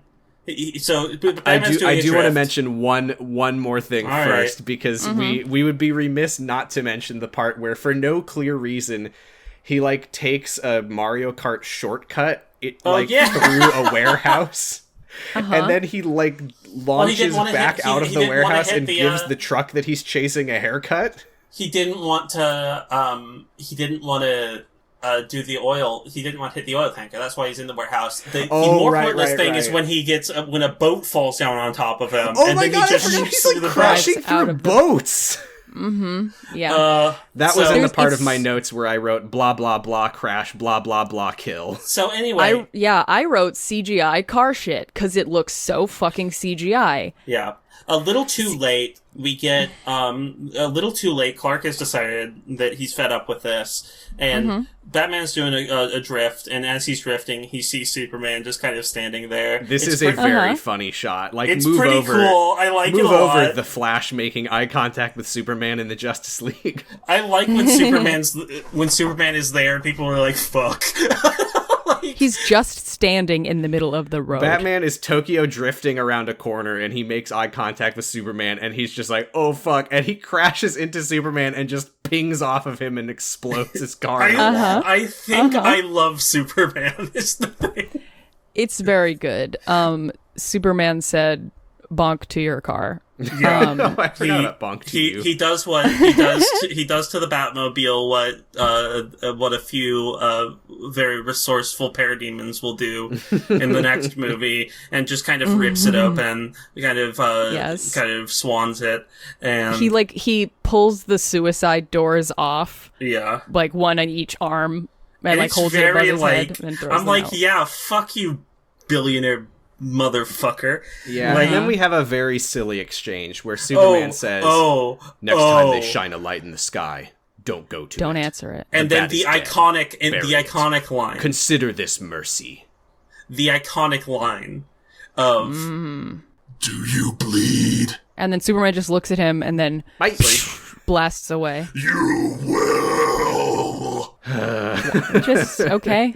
So let's get a script. Reminder that all of the stuff that just happened was completely pointless because Batman then returns to the not Batcave in his sparking and exploding Batmobile. Yeah, it's so funny. And he just gets on his computer to see where the truck ended up, and it's like Loads up the transponder. And it's at LexCorp. Yeah. He knew. They just took it straight to the LexCorp warehouse.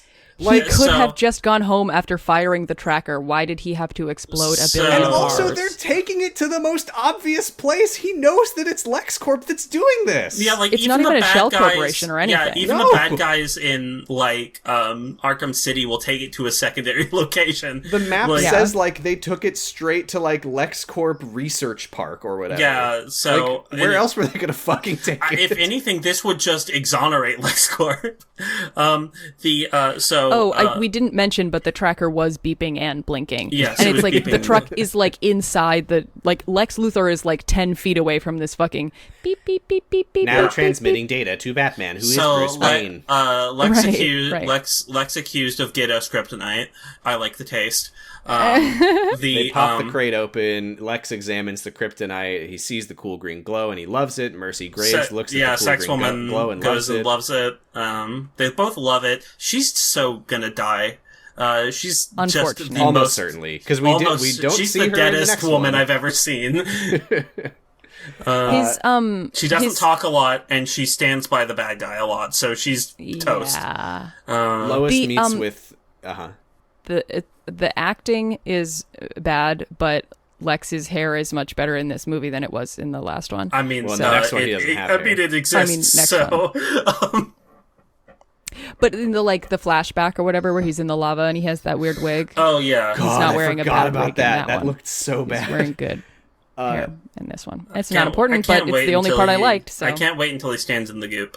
So Lois meets with Swanwick again. She gives him the bullet and she says, if you really think that Superman deserves to be branded as a murderer, you can throw this away, and there goes my lead on the government's involvement in the thing, blah, blah, blah, but I don't think that you'll do that. That's that scene. And why does she have to give him the bullet? Why can't she give him some papers of the information that she found about the bullet or something? Why she's like, this is my literally my only clue. But also she's right to trust him because he would never betray his son like that. White Portuguese. I'm not convinced that he is Martian Manhunter, but okay. It's only neutralized. It doesn't put me to sleep when I'm excited about it. White Portuguese. So Senator Holly Hunter, Senator Hunter Finch is holding a press conference with Wallace Keith. Oh my God, what have I done? She is like, we urge Superman to come forward to Congress and meet the people who have suffered because of him. The world needs to know what really happened in that desert that day, and you need to tell us what you stand for. But not from Lois Lane. That's that scene. Lex is looking at his cool new hunk of kryptonite and loving the cool green glow. And literally, Wally in that scene doesn't say anything. Nope. He's just standing there. He's a prop. Martha, Clark, he's still in a Superman suit. He flew back to Kent Farm. He's talking to his mom, Martha, Mommy, who is a human being and always was. Am I bad? And we get the most Randian quote I've ever heard. Oh, it's which so is, Randian. Martha says, Clark, people fear what they don't understand, but I know that you're not a killer. You're not a threat. So you can be their hero, their monument, their angel. Or you can be none of it. Because the truth is, you don't owe the world a goddamn thing. And you never did. What? And that's Why? where we're ending for today. So, And then she says, I never wanted this world to have you. I was trying to take you to Mars, but then I fell in love with a wonderful man whose last name was Kent. So I'm worried about Man of Steel, because I was looking forward to it being a big Jesus allegory, but I'm beginning to think it might be a Randy and Ubermensch type of situation. Literally, think of the classic Spider-Man quote of "With great power comes great responsibility," and compare that to the classic Superman quote, if you have whatever great power, the hell you like, want, you don't owe this world a thing. Yeah, you have be great a hero power, so or don't, whatever, I don't care. I don't care. I love you, my good People son. are not entitled to your greatness. Uh-huh. You can set your boundaries wherever you need to, son. Yeah. So anyway, it's called self-care. Yeah. Yeah. Very weird thing for a I'm practicing mindfulness. I was dreading watching more of this movie. I watched this part. I got up at 8:30, got a donut, and watched this part. And I gotta say, I was pleasantly surprised. I didn't hate it. I can't believe that I thought this was so bad. Yeah. It's bad, but I didn't hate watching it the way it wasn't a dredge. Yeah, like the first one was. I bet. My bet is that it's not going to get better and better with every part. I think every part I'm going to be surprised by whether I like it or don't like it. Yeah, I think and by like it, I mean like the experience of having to watch it. I'm not looking forward to next part, but I am. I was pleasantly surprised by this one. Well, yeah. I'm glad that you liked it more than I did. Me too, because we just kind of switched places this time. Yeah, I mean, not that I liked the last one, but so that's... you can check the backlog for that one, listeners. Can you imagine trying to talk about this movie in one go? No. We'd have to talk about the movie's thematic failures. Yeah, you'd have to be. So we have to do that thing that we did sometimes with the last listen that I think is a better way of doing the podcast. But we've committed. That is doing the quick summary and then talking about the parts that we thought we had thoughts about. And I think I have thoughts about every fucking frame, every frame of painting. Yeah, I think that if we did this in one go, it would just have to be a more condensed summary. It would be us saying stuff like all the action scenes were too long. I didn't like any of the car chases. Yeah. Let's go to questions. We have a few from last week that we didn't answer because we were already going too long, but it turns out that we went even longer this time. So yeah, I don't care. I don't care at this point. Let's go to questions. We might just have to not do all of them.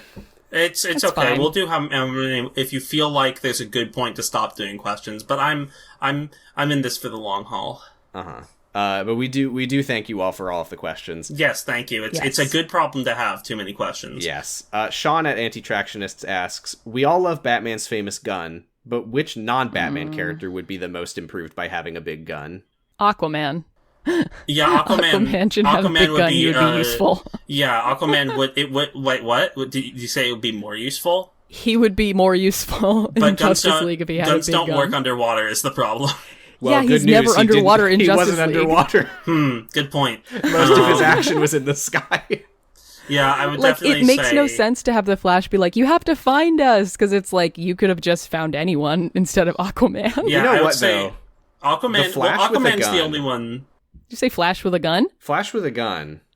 He wouldn't even have to aim it well because like he could fire it and then like run and like readjust the trajectory of the bullet. But also the thing is that he can run faster than the bullet, so if he wants to be a giant human bullet, he can. Well, Right, but he picture doesn't this, have though. to if he has a gun. Picture could this, just though. Evaporate people. But Aquaman doesn't have... So, like, Flash is a gun. Superman is a gun. Wonder Woman has guns, and Batman has guns. Aquaman doesn't have a gun. Okay, but picture this, though. The Flash Yes. has his assault rifle, and he pulls the trigger, and he turns from side to side, so he's now got a spray of bullets going from left to right. He goes fast mode, and Don't he think just that's how runs it around the works. battlefield, gathering all the bad boys up, Yes! and he just places them in a nice horizontal line, and they all get brained in the brain. So I think the problem with that one is that the bullet would have to leave the chamber each time he fired it, which would take a while. Like when you fire a gun, the bullet doesn't immediately leave the chamber. It has to travel through the length of the chamber and out of it. And now with the semi-automatic, the next bullet has to be loaded into the chamber. And if you're going at Speed Force speed, that's not happening instantaneously. No, he's not firing at Speed Force speed. He's firing at normal speed and then going into Speed Force speed to put everyone in the way of the bullets. Okay. Yeah. But why not just drop them from very tall buildings? Well, Because sometimes battlefields are on the ground. But not when you're the Flash and you can Sean move at people. Anti-Tractionist asks, we all love Batman's famous gun. Which non-Batman character in this world would be most improved by dropping people off of a very tall building? Aquaman. He does love being in the sky. But there's no gravity underwater. There is more... Okay, I'm not gonna deal with that. There is more. there is Look, more if water up in the sky than there is at ground level. If you were in the sea and you went up on a tall Atlantean building and you dropped someone off, they would not fall the same way that they would fall if you dropped them in the air. No, but they would probably drown or explode because of the pressure. The version of the movie where Aquaman is just like grabbing parademons and running to the ocean miles and miles away and just drowning. What would be very funny is he could do it faster, because if he just grabbed them and dragged them deep enough underwater and just let them go, they'd get the bends. What if he just had like a bucket of water that he carries around and he just like grabs them in a headlock and just drowns them in the bucket? Anyone could do that. I hate this. Yeah. What okay, if Batman carried let's around do a bucket clap of water that had a at bat 30. drawn on the side of it? Why not? He should do that instead of branding He people. probably loves waterboarding. Mm-hmm. Dan at Bigger Challenge asks, I think you can break the rules of what Batman does if it's fun or interesting. Prime examples include Batman firing a gun and retiring in Batman Beyond, all the people he straight up kills in the 1989 movie, etc. If Batman's gotta fire a gun, what would you do to make it fun or interesting? I only had one thought As do we all. about what placement of a bullet could improve the Ben Affleck Batman. Yeah. Okay. Yeah. You don't need to say it. You don't need to say it. I don't want to say it because it's insensitive. But that is the answer to that question. I mean, I do think, I mentioned on one of our Snyder Cut episodes that I watched Justice League Unlimited, and that I really enjoyed seeing Green Arrow like rolling around a grocery store shooting boxing gloves on a stick at people. Yeah. I think if he had like some comedy bullets. Yeah, like yes. But so like the problem is that that kind of media has, or like the portrayal of police and the things that they use to detain people has given the impression that those things are not lethal. True. If you fire something from a gun, it is potentially lethal. If it's a Right. rubber But what bullet, if it's a silly gun? a taser is also potentially lethal because Now here you don't we go. know if they have a But it could be an pacemaker in. airsoft goofy gun. Or forget the bucket of water. What if Batman had a super soaker? And he Yeah, dropped I think if Batman had a super soaker full of glue, that would be funny. a glooper soaker. Also, I think it would be funny if he was like had a nightmare or something, and so he was like already really paranoid, and he was at home and he like got out his gun because he heard some kind of like shuffling around or something, and then he like saw a person out of the corner of his eye and like whipped around really quickly and shot them, but it actually turned out to be his reflection in the huge glass not the glass windows, because then that would just shatter. In a big like fancy mirror that he has, then the bullet ricochets and hits him in the leg, and he has to retire as Batman. Yeah. Yeah. That's definitely where I would like that to go. Anyway. But an airsoft, what if he... An actual air rifle or something? Like, maybe a dart what if he gun? had an air rifle that shot, like, not bandanas, like, blindfolds, but for your mouth, so you have to, like... So he's just shut up! Pew! Yeah. But if if he had a bolus gun, that would... Nope, that's still just less than lethal. If they fall down and hit their head, they probably die. What's a bolus gun?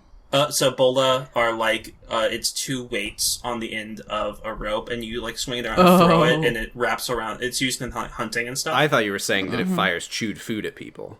No. Huh? Not that kind of bolus. I just had, this is not a gun, but I just had the thought, and I thought maybe you two would enjoy to think about it. What if Batman just ran around throwing coconuts at people? That would be fun. Not on theme. There's nothing else to say about it. That'd be fun. That would be fun. What if Batman did literally anything other than being in this movie? I think the movie would actually be markedly approved if you just removed Batman, kept the runtime, kept all the scenes he's in, just removed him. Oh, sort of like a Garfield minus Garfield. Yeah, I mean, I think I said the same thing about Cyborg in the last... Yes, just Alfred standing in a big empty room going... When am I going to have grandchildren? None at this rate. And it's like, yeah, Alfred, because you're alone. Just sitting on his computer like, I want grandchildren. The seed is strong, Alfred. We have a lot of questions about giving people guns. I don't... Well, let's do, we're in the mindset. Yeah, we can rapid fire crank them out. Yeah. Rapid fire them. Here's one. Achilles Heelys asks, which character's removal would most improve the movie? I guess we did just answer that. We literally answered that right now. Yeah, it's Batman. Would it be Batman or Lex Luthor? It's Batman. Batman, unfortunately. But the thing is, that would make a movie that doesn't make sense. I think if it was like a serious movie, like if Zack Snyder came up to me and was like, I don't have the budget to employ all of the actors. I need to cut one character. Who should I cut? I would tell him, Zachary, your movie sucks shit. And then I would say, because you are my good dear friend, Zachary, and you're asking me a genuine question, I think you need to cut the Wally character. I don't think he adds anything, and I think he actively makes your story worse. I think I think makes you look like a weird ableist misogynist. I think that maybe it's Wally, yeah. You might change your tune when you see what Wally's going to be up to in a bit. Oh yeah, am I going to feel stupid for making fun of Wallace's revealing costume when I realize what his deeds. Yeah. Wait, no. Am I thinking of? Is it what I'm thinking? I don't know. I'm not. I don't know. Is he gonna? Okay, you can cut this part out. But is he gonna be Doomsday? No. Doomsday is an alien. I don't know. Yeah, well, you also think fucking Martha Kent is an alien, so... So it's hit or miss. Because it means it's... Doomsday is not Wally. What's another question? Let's keep moving. Let's do one more. What if Martha Wayne became Granny Goodness? She didn't actually die, she got teleported off of the Elizabeth planet. Warren is already too busy being Master Wayne, when am I going to be Granny Goodness? Master Wayne, when can I take off the dick cage? Let's go with this one from last week. This is from @FatDragonTweet. How much better would the movie be if it were directed by the director of Who Wants to Be a Superhero instead? Oh, it wouldn't be better. Oh no. But it would be shorter. No. It would be damn shorter. Yeah, and it would get canceled partway through. Yeah, I don't think there would be an ultimate edition of that movie. And there would be so many scenes cut that we would just be like, why are we not seeing anything interesting? Maybe you know what? If it was directed by the same person who directed Who Wants to Be a Superhero, we could do it in one. There would be a scene where, like, Bruce is looking at the camera and he's like, I really hate Clark Kent. I just think that he needs to be stopped. And then you would like you would read an interview with him and he'd be like, I thought Clark was a great guy. What an absurd question. Like, what a wild... And there would be an exit what interview if- with Superman saying that he didn't think Batman I mean, should have won. It's kind of indicative of where our podcast has gone. that we're covering these things that are so different from one another. Like, I want to see I that. literally cannot imagine a world in which this movie resembles Who Wants to Be a Superhero. I don't want the director of Who Wants to Be a Superhero. I want the editor. That's true. Yeah, That person You would have showed made everyone your ass. give Stan Lee final cut. the Justice League movie would have been an hour. It It would have been 51 minutes, so there's room for commercials. I'm still headcanoning that Stan Lee edited that my show God. under a pseudonym. Oh my god. Now I'm thinking about Who Wants to Be a Superhero. What a good show. No. Oh, yeah, no, you're right. I was re-listening to that clip of Hyperstrike going, I really want to be a clear winner. Because in this competition, the points are what really matter. Okay. I told my friend about this this podcast. Yeah. I don't know why I said it like that. And she was listening with her boyfriend, and she was like, my boyfriend realized that he watched this show Yeah. Me growing too. up, and I was just like, well, good. Remember I what don't they know. did to Parthenon? Executive producer Stephen Minucci. How about I answer the questions, and then we can all discuss the answer. Do we have another question? Yeah. From this week or last week, perhaps? We do, but we're also coming up on 2.5 hours, so I think I maybe want we to should- do it. I'm rip raring to go Yeah. to answer another question. Giga and I will do it for you, Sam. Yeah, you don't have to participate. All right, well, You can think about what you're going to have for lunch. Dragon Smoocher asks, who would be the funniest possible superhero or villain to give a gun? Oh, supervillain. Okay. Okay. Sports Master. Now, hear me out. Mermaid Man does not have a gun, but if Barnacle Boy had a gun, Yeah.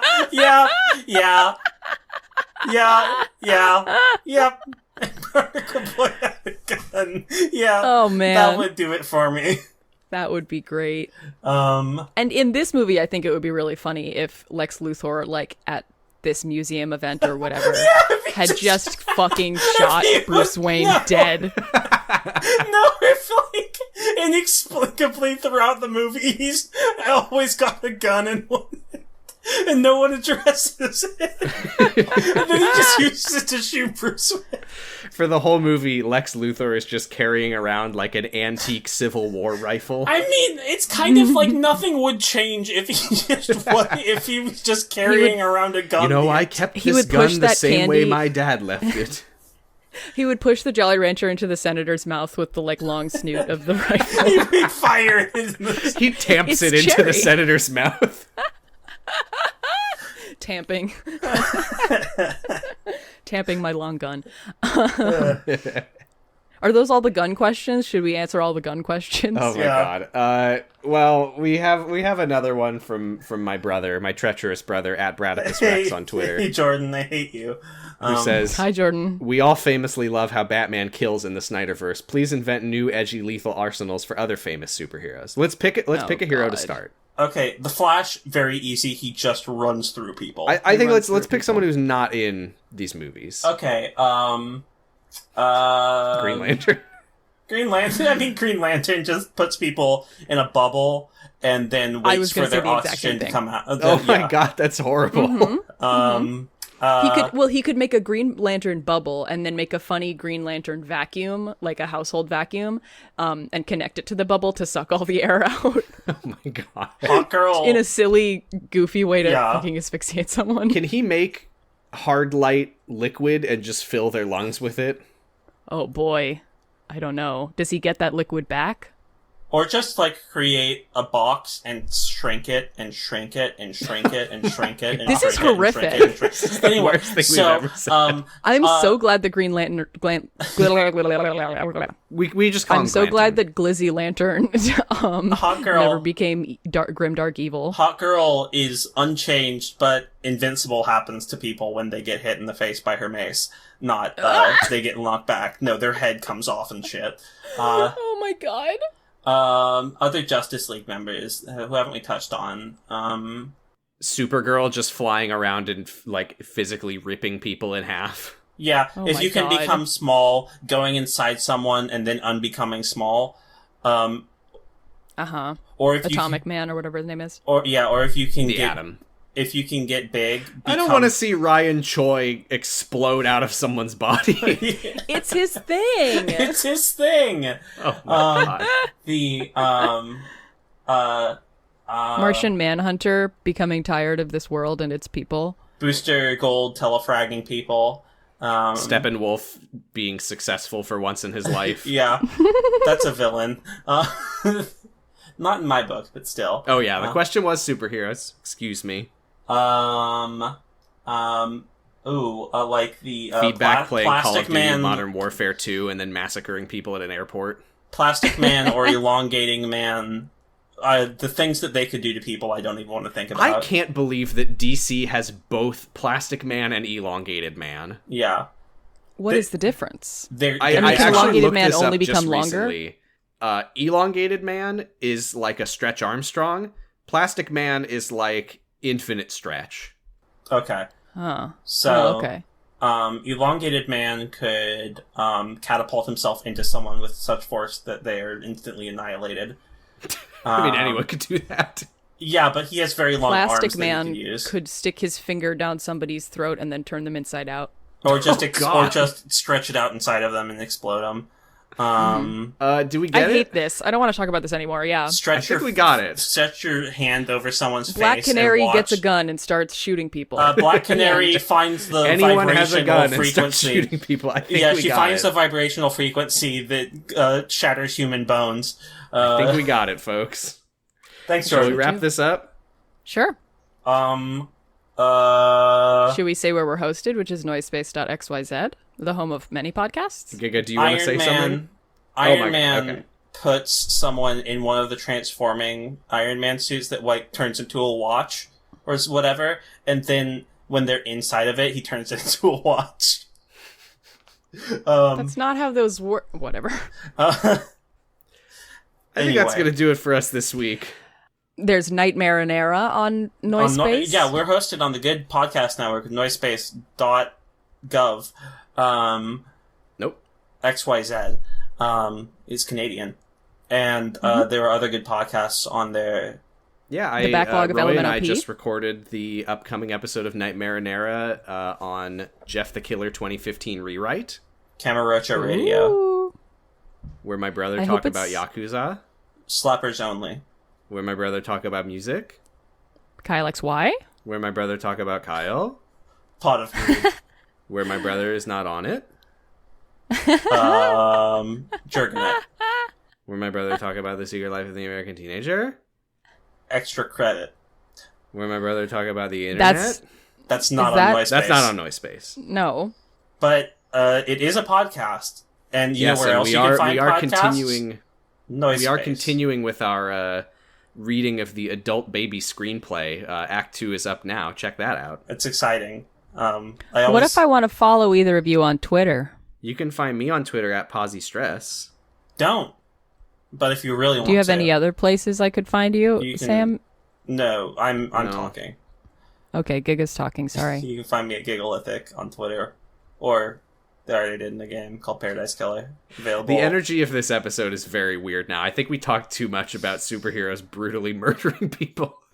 Oh, yeah, we did. It's fun. Oh, we didn't even say who's winning. Oh, yeah. Yeah, who's winning this week? Superman, Superman, obviously, right? Obviously. I don't think that it's ever going to be Batman. Because Superman didn't show us his butt ominously. You know, also we didn't say, Sam? Well, wait, Val, where can people find you? I'm Val Flight Cub. You can find me on Twitter at Flight Cub. The second B stands for butt music, parentheses, ominous. And you can hear me on... What? Ominous butt music. That's what was playing while he's taking his shower. More like Buttman versus Superman. Yeah! We did it, Reddit! We brought it back. You can also hear me talking about Elementary on LMNOP, the podcast that I do with my partner Alec, who had the great joke of more like pathetic dreams. And I'm also on, I've guested on on a Night Marinara and a couple of other shows. So like Kyle X Y. Like Kyle X Y? And Jurgen It. And Jurgen It. So Sam, what are you gonna have for lunch? Bye. I'm gonna have an Impossible Burger, Sam. Perhaps you could have an Impossible Burger as well, or a regular burger. A probable burger. No, I had a burger for dinner last night. A slice But it's the 4th of July, Sam. I'm gonna have a wiener or a dog or a burger. I'll eat fireworks. I'm gonna have... I wish Batman would eat some fireworks. I'm gonna have... they don't hurt you unless you light them, Hazel Grace. A slice... a slice of... Shout out to Brooks for that great tweet. I do think that eating fireworks would hurt you. Yeah, there's probably some stuff in there you're not supposed to eat, huh? Visual. Where I'm like just having like a stick of TNT and it's fucking what's that? Is it Augustus? Augustus, yeah, standing there with Shailene Woodley, just like eating sticks of dynamite like hot dog eating contest, dipping them in water and sliding them down his throat. It's they don't hurt you unless you lie down. It's like an episode of SpongeBob where he eats the bomb pie. Like he doesn't. He's not. He doesn't get cancer. He just eat too many sticks of dynamite. I can't understand what you're saying. He doesn't get cancer. He just eats too many sticks of dynamite. He gets lead poisoning from all the whatever is in dynamite. They don't hurt you unless you light them. Actually, Gus, I think that you probably shouldn't eat cigarettes. Then why do they sell them in packs like bubblegum? No, Gus, you're not supposed to eat bubblegum either. What?